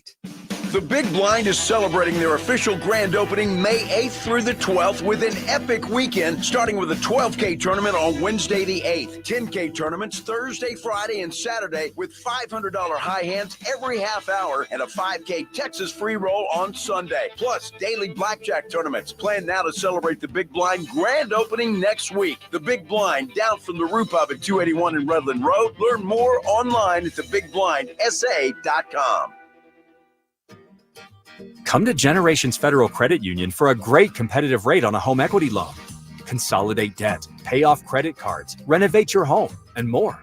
With flexible terms, fixed rates, and minimal closing costs. All with easy applications and fast local decisions. Apply today at Generations Federal Credit Union. Rates and terms subject to approval and may change without notice. Full terms and conditions at mygenfcu.org/homeequity. Equal housing lender. The good folks at Wendy's have a revolutionary new product for you. Introducing the new Orange Dreamsicle Frosty. It's like a time machine that takes you all the way back to now, the year 2024. It's the classic, creamy, orangey flavor you remember. Dare I say, it's new-timey. It's the flavor you grew up with, just all grown up. Head over to your local Wendy's establishment and get yours while supplies last. The new Orange Dreamsicle Frosty. Here for the now, for now. Limited time only at participating Wendy's. What's keeping you from learning the language you've always wanted to speak? Too hard. Takes too long. Not with Babbel. Babbel's interactive lessons, podcasts, games, and more make learning fun. Fun isn't hard. Right. And in 10 minutes a day, Babbel's bite-sized lessons are designed to get you having real conversations in as little as 3 weeks. That's not long. It's not hard. It's perfect. It starts here. Go to Babbel.com to try for free. That's BABBEL.com. Babbel.com. Hey, this is Rob Thompson for Tri-County Meat Market, your locally owned full-service meat market. Tri-County has 2 great locations, Huebner Road and Ralph Fair, stocked full of everything you need to up your grilling game. You're looking for the perfect cut of beef, they've got it. If they don't have it, they'll cut it for you. Roast chicken, prepare foods, they've got it. The 5 for $25 is always in play. If you're a first responder, 10% off the best meat you're going to find. Tri-County Meat Market. Head over to either location, put some good meat on the grill, and thank me later. Good morning, everybody. Joe Reinagle here. Coming up on the Blitz, how about that NFL draft? What a haul for the Cowboys and the Texans. We will react to all of that. Plus, the NBA playoffs continue. They're still going on. We'll talk about that as well. Hey, Rob, I had a rumor you stand like a cheerleader in pictures. Is that true? Not a rumor, Joe. My selfie game is on point. I just happen to pose differently than most adult men. It's a painful revelation when someone says, hey, man, you look how you're standing. And you go, oh, my God, I was standing like that for most of my adult life. RJ Ochoa stands like that most of the time. So do I. It's the Morning Huddle. We do it every day from 6 to 10. We're glad you're with us. If you missed any of what we've done, you can go to the audio vault there at sasportstar.com. While you're at sasportstar.com, you'll see a tab where you can upload a photo of your grilling exploits. Every Thursday at 6 o'clock, Jason and Joe give away a $50 gift card to Tri-County Meat Market. That thing is worth its weight in gold. If you did anything over the weekend, make sure you upload a photo of that before Thursday. Describe what you did, and you too could be heading over to Tri-County with $50 in your hot pocket, ready to go get up your grilling game. Did you grill anything over the weekend, or was that all last weekend? I didn't do much. I did some chicken over the weekend, like as the weekend started. And that's kind of it. Spent some time just kind of this, that, and the other for the draft. I didn't spend a lot of time nothing really seemed appropriate for our skills. You know what I mean? If you want to get your value, you only bring out when value is required. So, it's coming. What a way to look at that. Well, it's how we move. The Deshaun Watson trade, how was this? This was 3 years ago? It was 2 years ago. It was 2022 that it took place. So that went down. We don't need to rehash the past. But it was a distress sale to a lunatic buyer. It was one of those 1 in a million. A guy shows up with more money than sense and takes a significant problem off your hands. That's one benefit. But then to capitalize on that is even more so. And without hesitation, it wasn't the most lopsided trade in NFL history by any stretch. But it might be the craziest. It looks really bad. But with every passing day, man, it looks bad and looks worse. So the Browns received in the trade Deshaun Watson, and this is worth noting because now it's complete. And they received a 5th round pick from the Texans this year that they utilized in the trade to get Jerry Jeudy. So that helps. It wasn't just Jerry Jeudy, but it was a piece in that trade. So the Texans received a lot. There were 3 first-round picks. Those are kind of the main things. Their 22 first-round pick, the first one chronologically, so again 2022, the Texans used that to trade with the Eagles. What a shock. They ultimately took Kenyon Green with the first-round pick that they netted, and within that trade picked up a 4th and a 5th round selection. It's actually really difficult to follow all of the Texans because there's so many trades. They traded just about everything. So that last year in 23, the Browns first round pick, they used their own to draft CJ Stroud, to be clear. They used the one that they held from Cleveland to move up with the Arizona Cardinals to take Will Anderson. So that was used in that move. Now they had a 3rd round pick last year that they got from Cleveland. They used that pick in a package to move up and get Tank Dell, who we're thinking of and sending good thoughts and prayers to because he was the victim of a shooting. They had a 1st round pick this year that belonged to Cleveland. They sent that to the Vikings in addition with a 7th round pick to get a 2nd and 6th this year and a 2nd next year. So they still have a pick next year that is all part of the domino effect of everything that is happening here. I mean, so player-wise, right now, the Texans have admitted, at least at the very top, because you could get really deep in the weeds, like I'm saying here, but the meat of what they've gotten has been Kenyon Green, Will Anderson, and Tank Dell, and then all sorts of other ancillary 3 starters. Yeah. Again, the CJ Stroud thing, you could also argue they kind of got that in the sense that they wouldn't have drafted a quarterback. Well, they wouldn't have gotten a quarterback if they hadn't traded Deshaun Watson. I love the way Casario did this because he had the Texans picks that were already in place, and then he had all the trade picks that he got for the deal. And it looked like he went one track with the picks that the Texans had. Like, we're going to draft accordingly. We're going to, sensibly. And then with all those bonus picks that he got for Deshaun, it looks like they went and reaching isn't the right word, but they went into the nth degree with those guys. So they were both sensible in their picks, but they had the bonus and the ability to be a little out there on a couple of picks. And we'll see how it pans out. but the way that they manipulated and used all those picks was extraordinary. And I think when we look at what the Texans did, they didn't have a lot of high picks, but they got a lot of value picks in there. Philadelphia, on the other hand, they just traded like crazy. They took every call. I mean, Philly traded 9 times this weekend. Like the things we just ripped through for the Texans was the course of 3 years, 3 like off Right. So the Eagles, I actually need to see if there is I'm sure my buddy Brandon Lee Gunn at Bleeding Green Nation has a tracker for all of everything that Howie Roseman did, but 9 times. They also negotiated a long-term extension with AJ Brown, and then to start the weekend. Drafted a bunch of players.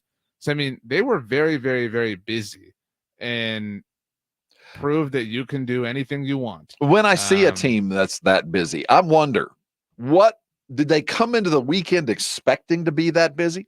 Did they come in thinking, there isn't a single pick at any point today that is safe in my mind, that everything is on the board?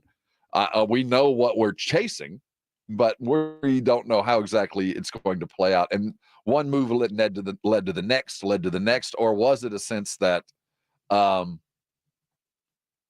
not happy and we're going to continue to move till we feel happy? I don't know how when I see a team that active, because it is so far off what you had planned. I mean, we got guys that are standing up and applauding when they make 2 picks, and it is nerve-wracking beyond belief. And meanwhile, Roseman is trading literally at every round. He's very wise, because you just never know when this capital is going to be important, or when it's going to matter, when it can be the cherry on top of something. I mean, he has his share of misses. Like, oh, absolutely, a lot of the Cowboys homers say like, "Oh man, you guys just talk about how great this guy is, and you don't, blah blah." No, he has his misses. Like, I'm not gonna say he doesn't, but I will take his aggression 100 times out of 100, because what I know is if he misses, he will think his way out of it, or he will die trying. And that's the type of dude I want building my team. Like, he will do anything and he will exhaust every resource in the name of building the best possible football team. And it feels the Cowboys will not. Is that one of your grievances? It's time to let them go. We do it every Monday. Exhale the bad, bring in the good.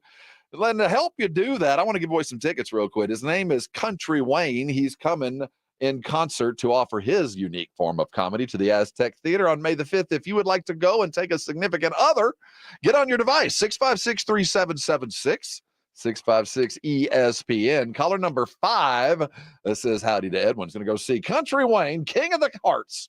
That's the tour name. He'll be here May the 5th at the Aztec. Coming back, we air our grievances and start a full sporting week. We're glad you're with us. It's the Morning Huddle, and you're on 94.1 San Antonio Sports Star.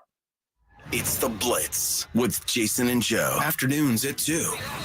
Coming up Monday on The Blitz, the NFL draft is over, but what a haul for the Cowboys and the Texans. We will have grades for both and talk about all the surprises that we saw throughout the NFL draft. Plus, we'll have the latest on the NBA playoffs. That's on The Blitz starting Monday at 2. The Blitz with Jason and Joe. Afternoons at 2 on 94.1 San Antonio Sports Star. If you think Taco Bell is only for late night, you are mistaken. Taco Bell is also for daytime, which is why it's introducing the new Cantina Chicken menu with new Cantina Chicken tacos, burrito, and quesadilla. And new ingredients like seasoned slow-roasted chicken, freshly prepared pico de gallo, shredded purple cabbage, and even a new avocado verde salsa packet. It's the Taco Bell for when it's not late night. Whoa, not just late night. Try the new Cantina Chicken menu now. At participating U.S. Taco Bell locations where supplies last. Contact store for participation expands. Free! Who doesn't love free? With Milo's Rewards, you get the member-only treatment that's actually worth it. Enjoy free member gifts you'll love. And once you reach Silver Key status, you can get free standard shipping. Because Lowe's knows nothing feels better than free. Learn more about our new loyalty program at Lowe's.com/Milo's Rewards today. Program subject to terms and conditions. See Lowe's.com/terms for details. Member gifts may be subject to additional terms and restrictions. See Lowe's.com/shipping terms for details. Subject to change. Now at O'Reilly Auto Parts, save $8 on a pair of Bosch Icon wiper blades in-store only. We'll even install them for free at O'Reilly Auto Parts. O'Reilly Auto Parts. If you need bold banners to boost your business, but you're on a budget, think Staples. Posters, flyers, signs, and menus for less? Think Staples. Staples can print anything you need to move your business forward. Now at Staples, save $50 on your print purchase of $150 or more. Same-day service available on hundreds of items if you order by noon. And all backed by Staples' Print Perfect guarantee. So it's done right or it's printed again free. Staples, your local print and marketing expert. And 6-1, visit staples.com/print for details. Get 5 quarts of O'Reilly Full Synthetic Motor Oil and a MicroGuard oil filter for $31.99 at O'Reilly Auto Parts. In-store only. Limits apply. O'Reilly Auto Parts. We're here with Jose Rios, attorney at the Gomez Law Firm. If you are injured in an accident or hit by a company vehicle, Jose, what's the first thing our listeners should do? The first thing they should do is pick up the phone, call the Gomez Law Firm, or Google JoeGomezLaw.com. Gomez Law has been protecting the people of our community for almost 50 years. They're the leader in personal injury law. We do ride-sharing cases. We do carbon 18-wheeler cases. Obviously, we've done those for very many years. Work injuries. But that's not all your firm does, Jose. Tell us a little more about other cases Gomez Law takes on and wins here in Texas. Really anything that involves a personal injury and a third party that is responsible for causing that injury, we will be happy to take a look at and see if we can help. If you have been injured in an accident or hit by a company vehicle, then you need to visit JoeGomezLaw.com. And remember, Gomez Law fights. Guys, did you know your testosterone affects everything in your system, including how you feel and perform every day? Right now, Revive Men's Health San Antonio will check your testosterone for free. Knowing your T levels is the first step in understanding if you have low T. Your testosterone level impacts your energy, libido, sleep, weight, hair loss, mood, and even ED. Maintaining an appropriate T level can change your whole life. Most men start to see changes in their hormone levels in their 30s. Experience and results matter. So what are you waiting for? Get your T levels checked today by local, experienced, and trusted men's health experts. They've helped thousands of men since 2011. They're so confident they can help you, they even guarantee it. Call Revive today and schedule your free testosterone test, free exam, and free consultation. Call Revive Men's Health at 210-615-7777. That's 210-615-7777. Or visit ReviveMen'sHealth.com. This is the Morning Huddle with Rob Thompson and RJ Ochoa. Welcome, newcomers. The tradition begins with the airing of grievances. I got a lot of problems with you people. Now, you're going to hear about it. Here are the grievances with Rob and RJ. We do it every Monday. Helps the week start out appropriately. You got to let it go. That's RJ Ochoa. I'm Rob Thompson. If there's something that's bothering you, let it go. Type it out. Hug it out. Scream it out. But let it out. 656-3776. The brigade bar there at the YouTube feed we call the Morning Huddle. RJ, you've been in a pretty decent mood today. Not as bad as you've been. Anything worthy of airing? So this isn't a huge grievance of mine, but it's just something that's been percolating. The Madrid Open, I think, is the official name of the tennis event that's been going on right now. Are they playing clay or hard court there in Madrid? This is clay. That's what I thought. And it's funny you say that. So I've had this on in my multi-view, for the last few days now, and been watching a lot of tennis as a result of it all. Clay is dumb.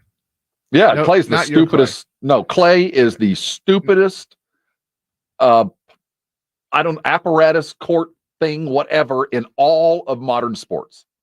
Why do we do this? Like, why is this a thing? Like, why? I'm sure this argument's been made many times, but why do we have to do Let's go play tennis on a frozen lake. Let's see how they can do sliding around there. Maybe they should play tennis in a quarter inch of water. Maybe that will be an interesting test. No, it's stupid. We don't play basketball on slick fields or courts. We don't play football on grass that rips up. And we shouldn't play tennis on something that you have to slide 3 feet. It doesn't make any sense. The reason we went past that to hard court is technology. We learned how to make steel tools after bronze, and we learned how to make clay turn hard. Yeah, I mean, think about the fact that you brought up the NBA.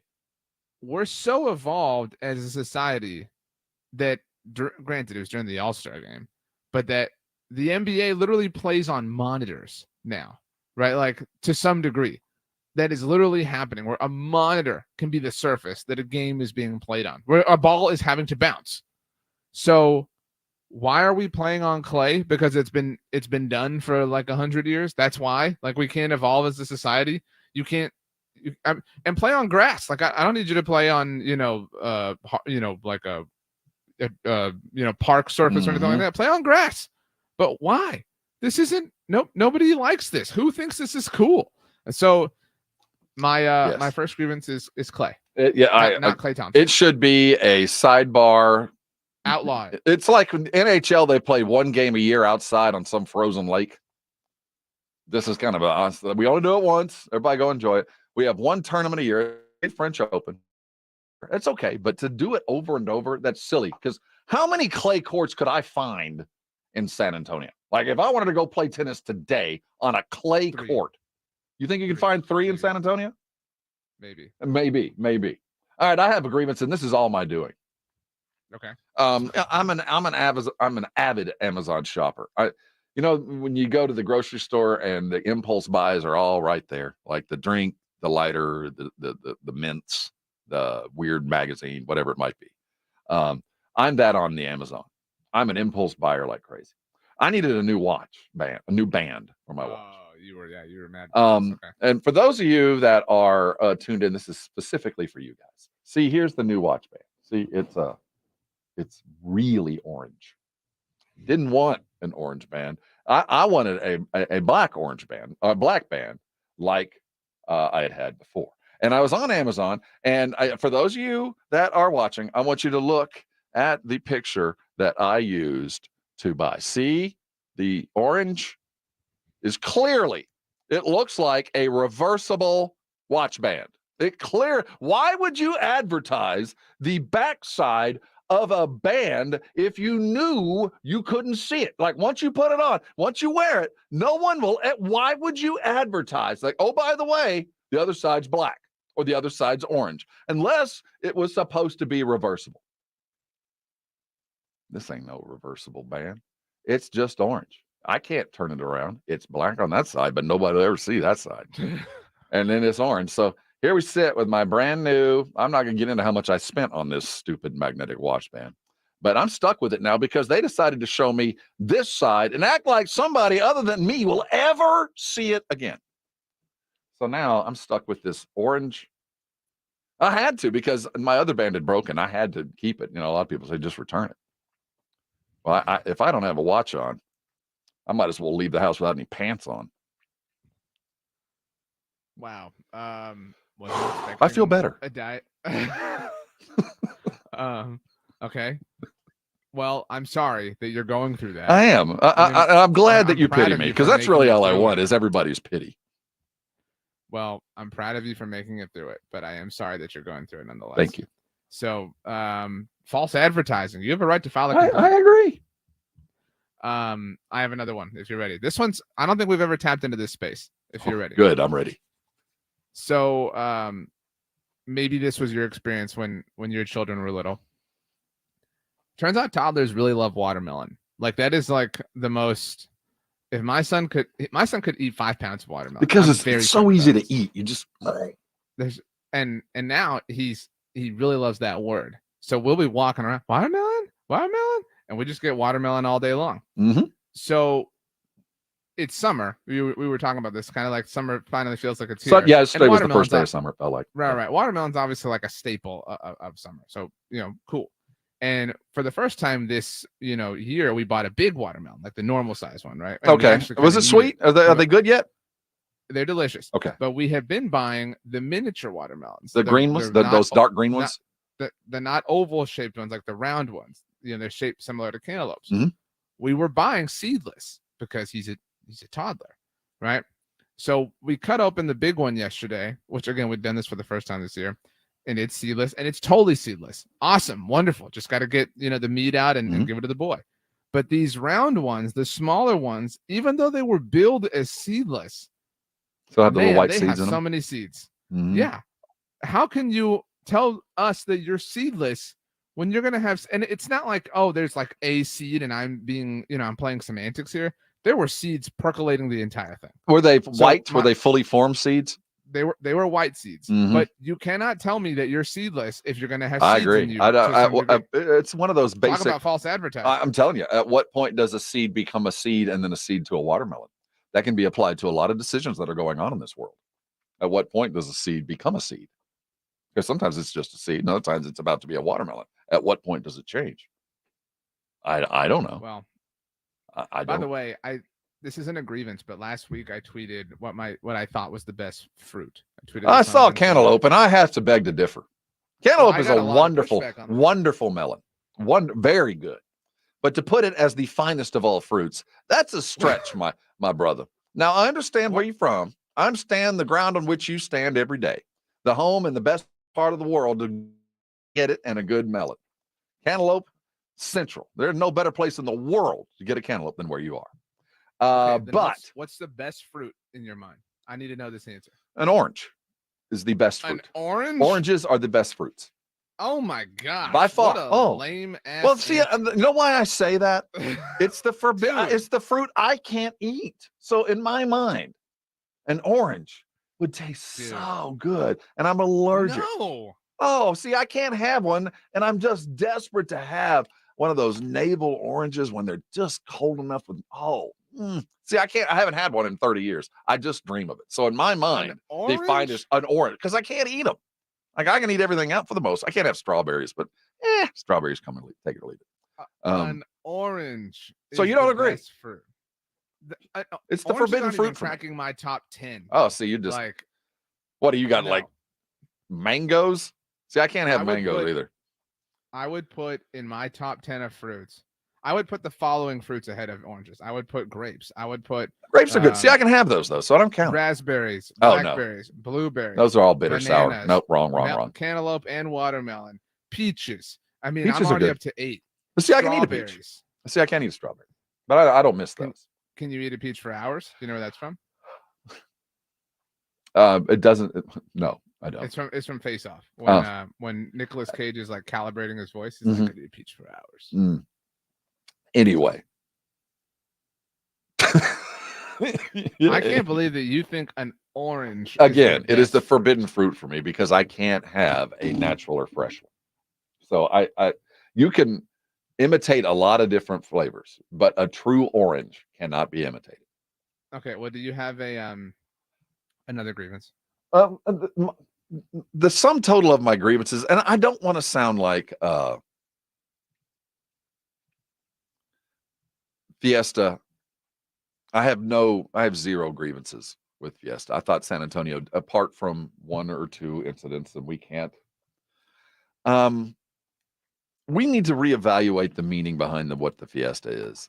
It shouldn't cost to the amount of money it costs for a free event for Fiesta. Because realistically in San Antonio, to enjoy of the 11 days, to realistically go and enjoy, they'll tell you can do a lot of free stuff, but it's just about impossible. The hundreds and hundreds of dollars that it costs, you get lost in the coupons and the tickets. And, because even today, everything's 6 or 7 tickets. But what we forget is we used to buy tickets and they were 25 cents a piece, not $1. So you're used to going and buying your gordita for 7 tickets. That's what it's always been for 20 years. Well, now that's a $7 gordita. It's just getting too out. I know there's inflation, but this is one of those things that we can kind of curb because it's getting a little outrageous. I would I'll just offer leave that it to be there. true about anything in life. But but Fiesta is different. The Fiesta, it is a party with a purpose, and I understand that this is the single largest fundraiser in our city, apart from the combined campaign. Like, this is where most of the nonprofits in our city make most of their money. I get it. I want everybody to have full coffers and do what they need to do. But there's a limit to that. And if you need money so badly, you're charging $9, $10 for a plate of nachos or whatever it might be. We've lost sight of what the fiesta is. I think that the sanctity of things feels compromised to you. That's what it's. Well, I mean, I'll put up with smaller cups. I get it. I'll put up with, the little pint beer shots that we're now buying for $6 and $7. I get it. I understand that. We don't need to be over imbibing, and that's a natural kind of limitation to that. But when you're charging $9 for anything, I mean, literally $9 airport prices with a bunch of volunteers, we're going too far in the desperate chase for the cash. That's quite a way to put it, by the way. Airport prices. Like, there's, you say that, and that's pretty well understood. And that's what it felt like all week long. Like, just outrageous. And I get it. I know there's inflation. I get it. But this is above and beyond that. But all in all, we do something unique in our city. And for all things, the hundreds and hundreds of thousands of people that went and did different things, a couple of bad news stories doesn't help. And that's another one of my grievances. I love of God, San Antonio. Can we not get out there and have a decent night at Fiesta on a Saturday night? Why do you have to live up to all the expectations, Market Square? Why? Come on. I'd say we're better than that, but no.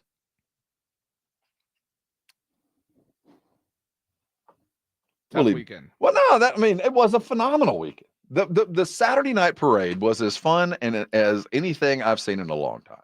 It was everything went wonderfully well. It's just, man, you don't need to charge so much for your Anacuchos, man.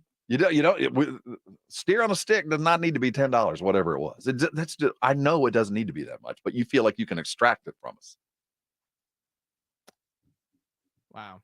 I don't have any other good grievances. Well, that's actually a nice place to be.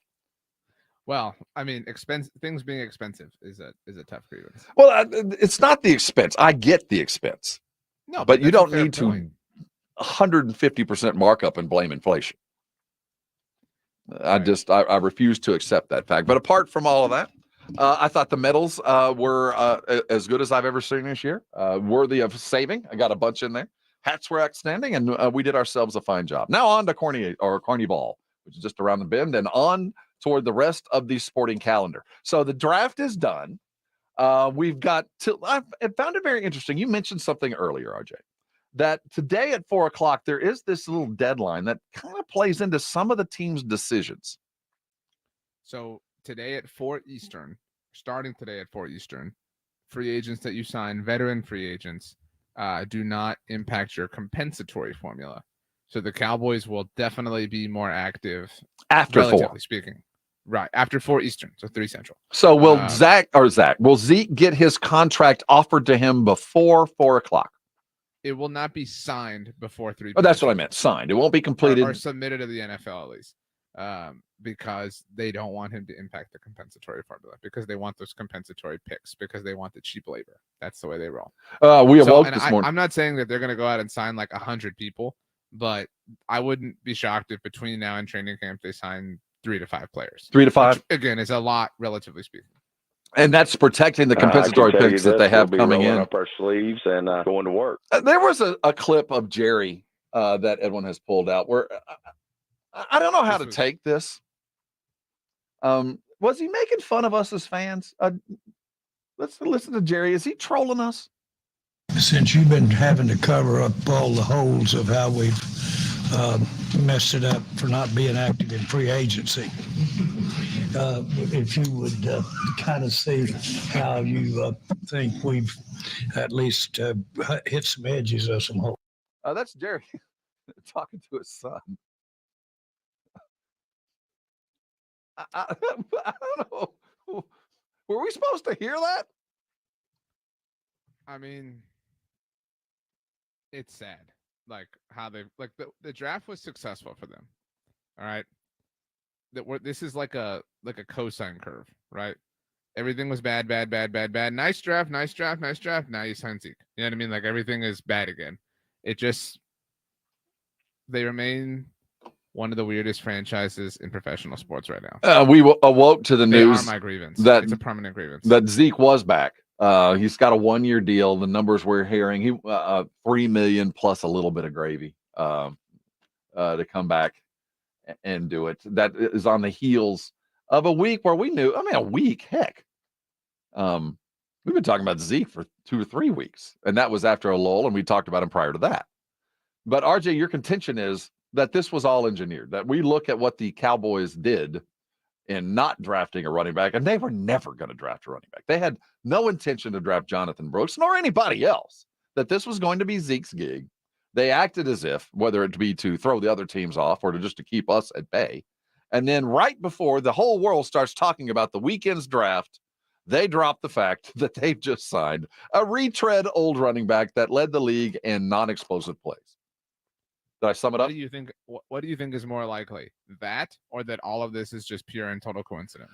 To imply that it's coincidence is nuts. Obviously it was, but to also assume that they are smart enough to pull this thing off flawlessly like they did is another grand assumption. I don't think that they went into the draft thinking that they weren't going to draft a running back. I think circumstances led them to go, we're not going to reach. And they left the draft going, oh crap, we didn't get a running back. But I don't think that was number one on their list either. I don't think it was as specifically designed as organized as you made it seem. Right. I think it was a matter of, okay, we like our most likely situation here because of all of our needs that are all of our fault is that we're not going to draft a running back, but we need one. Oh man, what are we going to do? Well, let's just bring Zeke back. We love Zeke. Okay, cool. Oh, hey Jerry, I don't know if you know this, like the fans, they're pissed. Like everyone's really mad about everything. And if we bring Zeke back, like it's probably going to upset somebody. Okay, well, let's gas somebody up. Let's just talk about something. Let's just be silly so that when your we bring definition Zeke back, of what is all in and mine, why don't we the same thing? See, all in.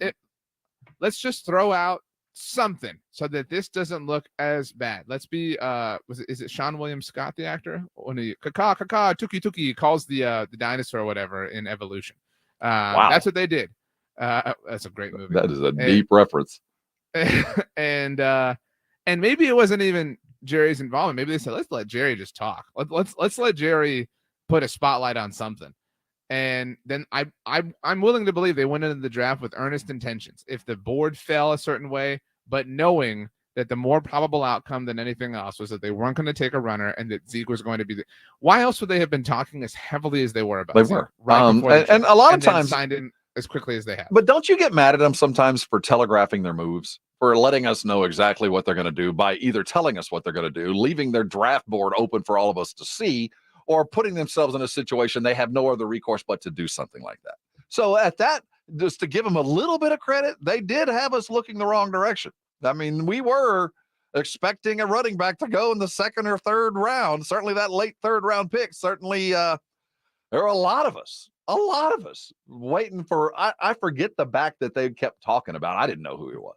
But Jonathan Brooks. Well, it wasn't Brooks. It was after Brooks was gone. I mean, they had several, but I never bought that they were in on Jonathan Brooks because it was too obvious. You know what I mean? It was too obvious of a ploy. You know, please don't pick that one, Rob. It would really upset me. Oh my, would really throw me in the briar patch. I hated him there. Him. Oh no, don't do it. It was my deepest fear. So well, to fix things, they just wheel Zeke out in a Salvation Army bucket. This is just tough, man. It's a tough scene. It's a real tough scene. And the Zeke thing in a vacuum isn't even that bad. No, it's not, RJ. No, it really isn't.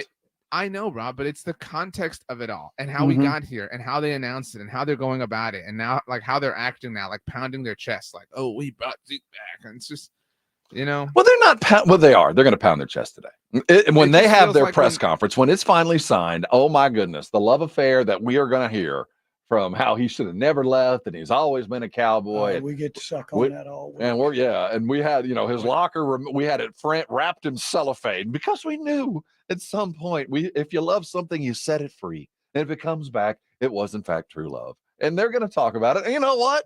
I kind of love him too. I'm kind of glad he's back. And we ain't going nowhere with him. He ain't going to help us much. They're counting on this. They're counting on you. No, they're not. They spent $3 million on a washed-up running back who can protect against the blitz and maybe get a carry or two. You know. He's going to lead the team in touches. You watch. The Expendables. It's that all over again. He is Stallone, right? Is he the oldest? Expendable, so I can't live in this analogy with you. He is an expendable. Is he Arnold? No. I really have no idea. I have no frame of reference here. Well, it's all the old action stars all together in one movie. This is Fast and the Furious 9. Like they're in outer space. Kind of. Like that's all this is. Like it's just. And we want that guy to come back. We want to see Zeke in the car launching over the canyon. Because there's a small percentage of opportunity. I mean, it could end like a movie that they're all going over the cliff together. Well, 1-year deals for everybody. Everything is dumb and silly. He fashions himself, Stephen or Jerry, as the They really think they cook something. Yeah, he really does right? believe. Like, I get really the sense that Jerry is walking around like, if you guys only knew what I know. That, oh man, if you knew what I know. Well, they also are really impressed with themselves. They're like, we pulled Zeke back.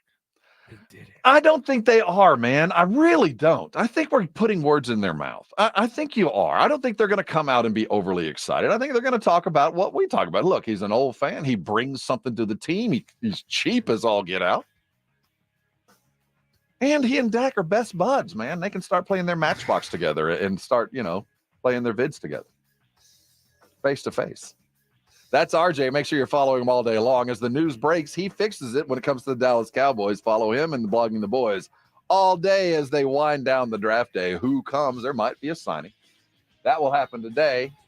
Hey, we're just the beginning of a full sporting afternoon. The Blitz is just a couple hour away. Here comes Greeny, and then there's Rome. We'll see you tomorrow.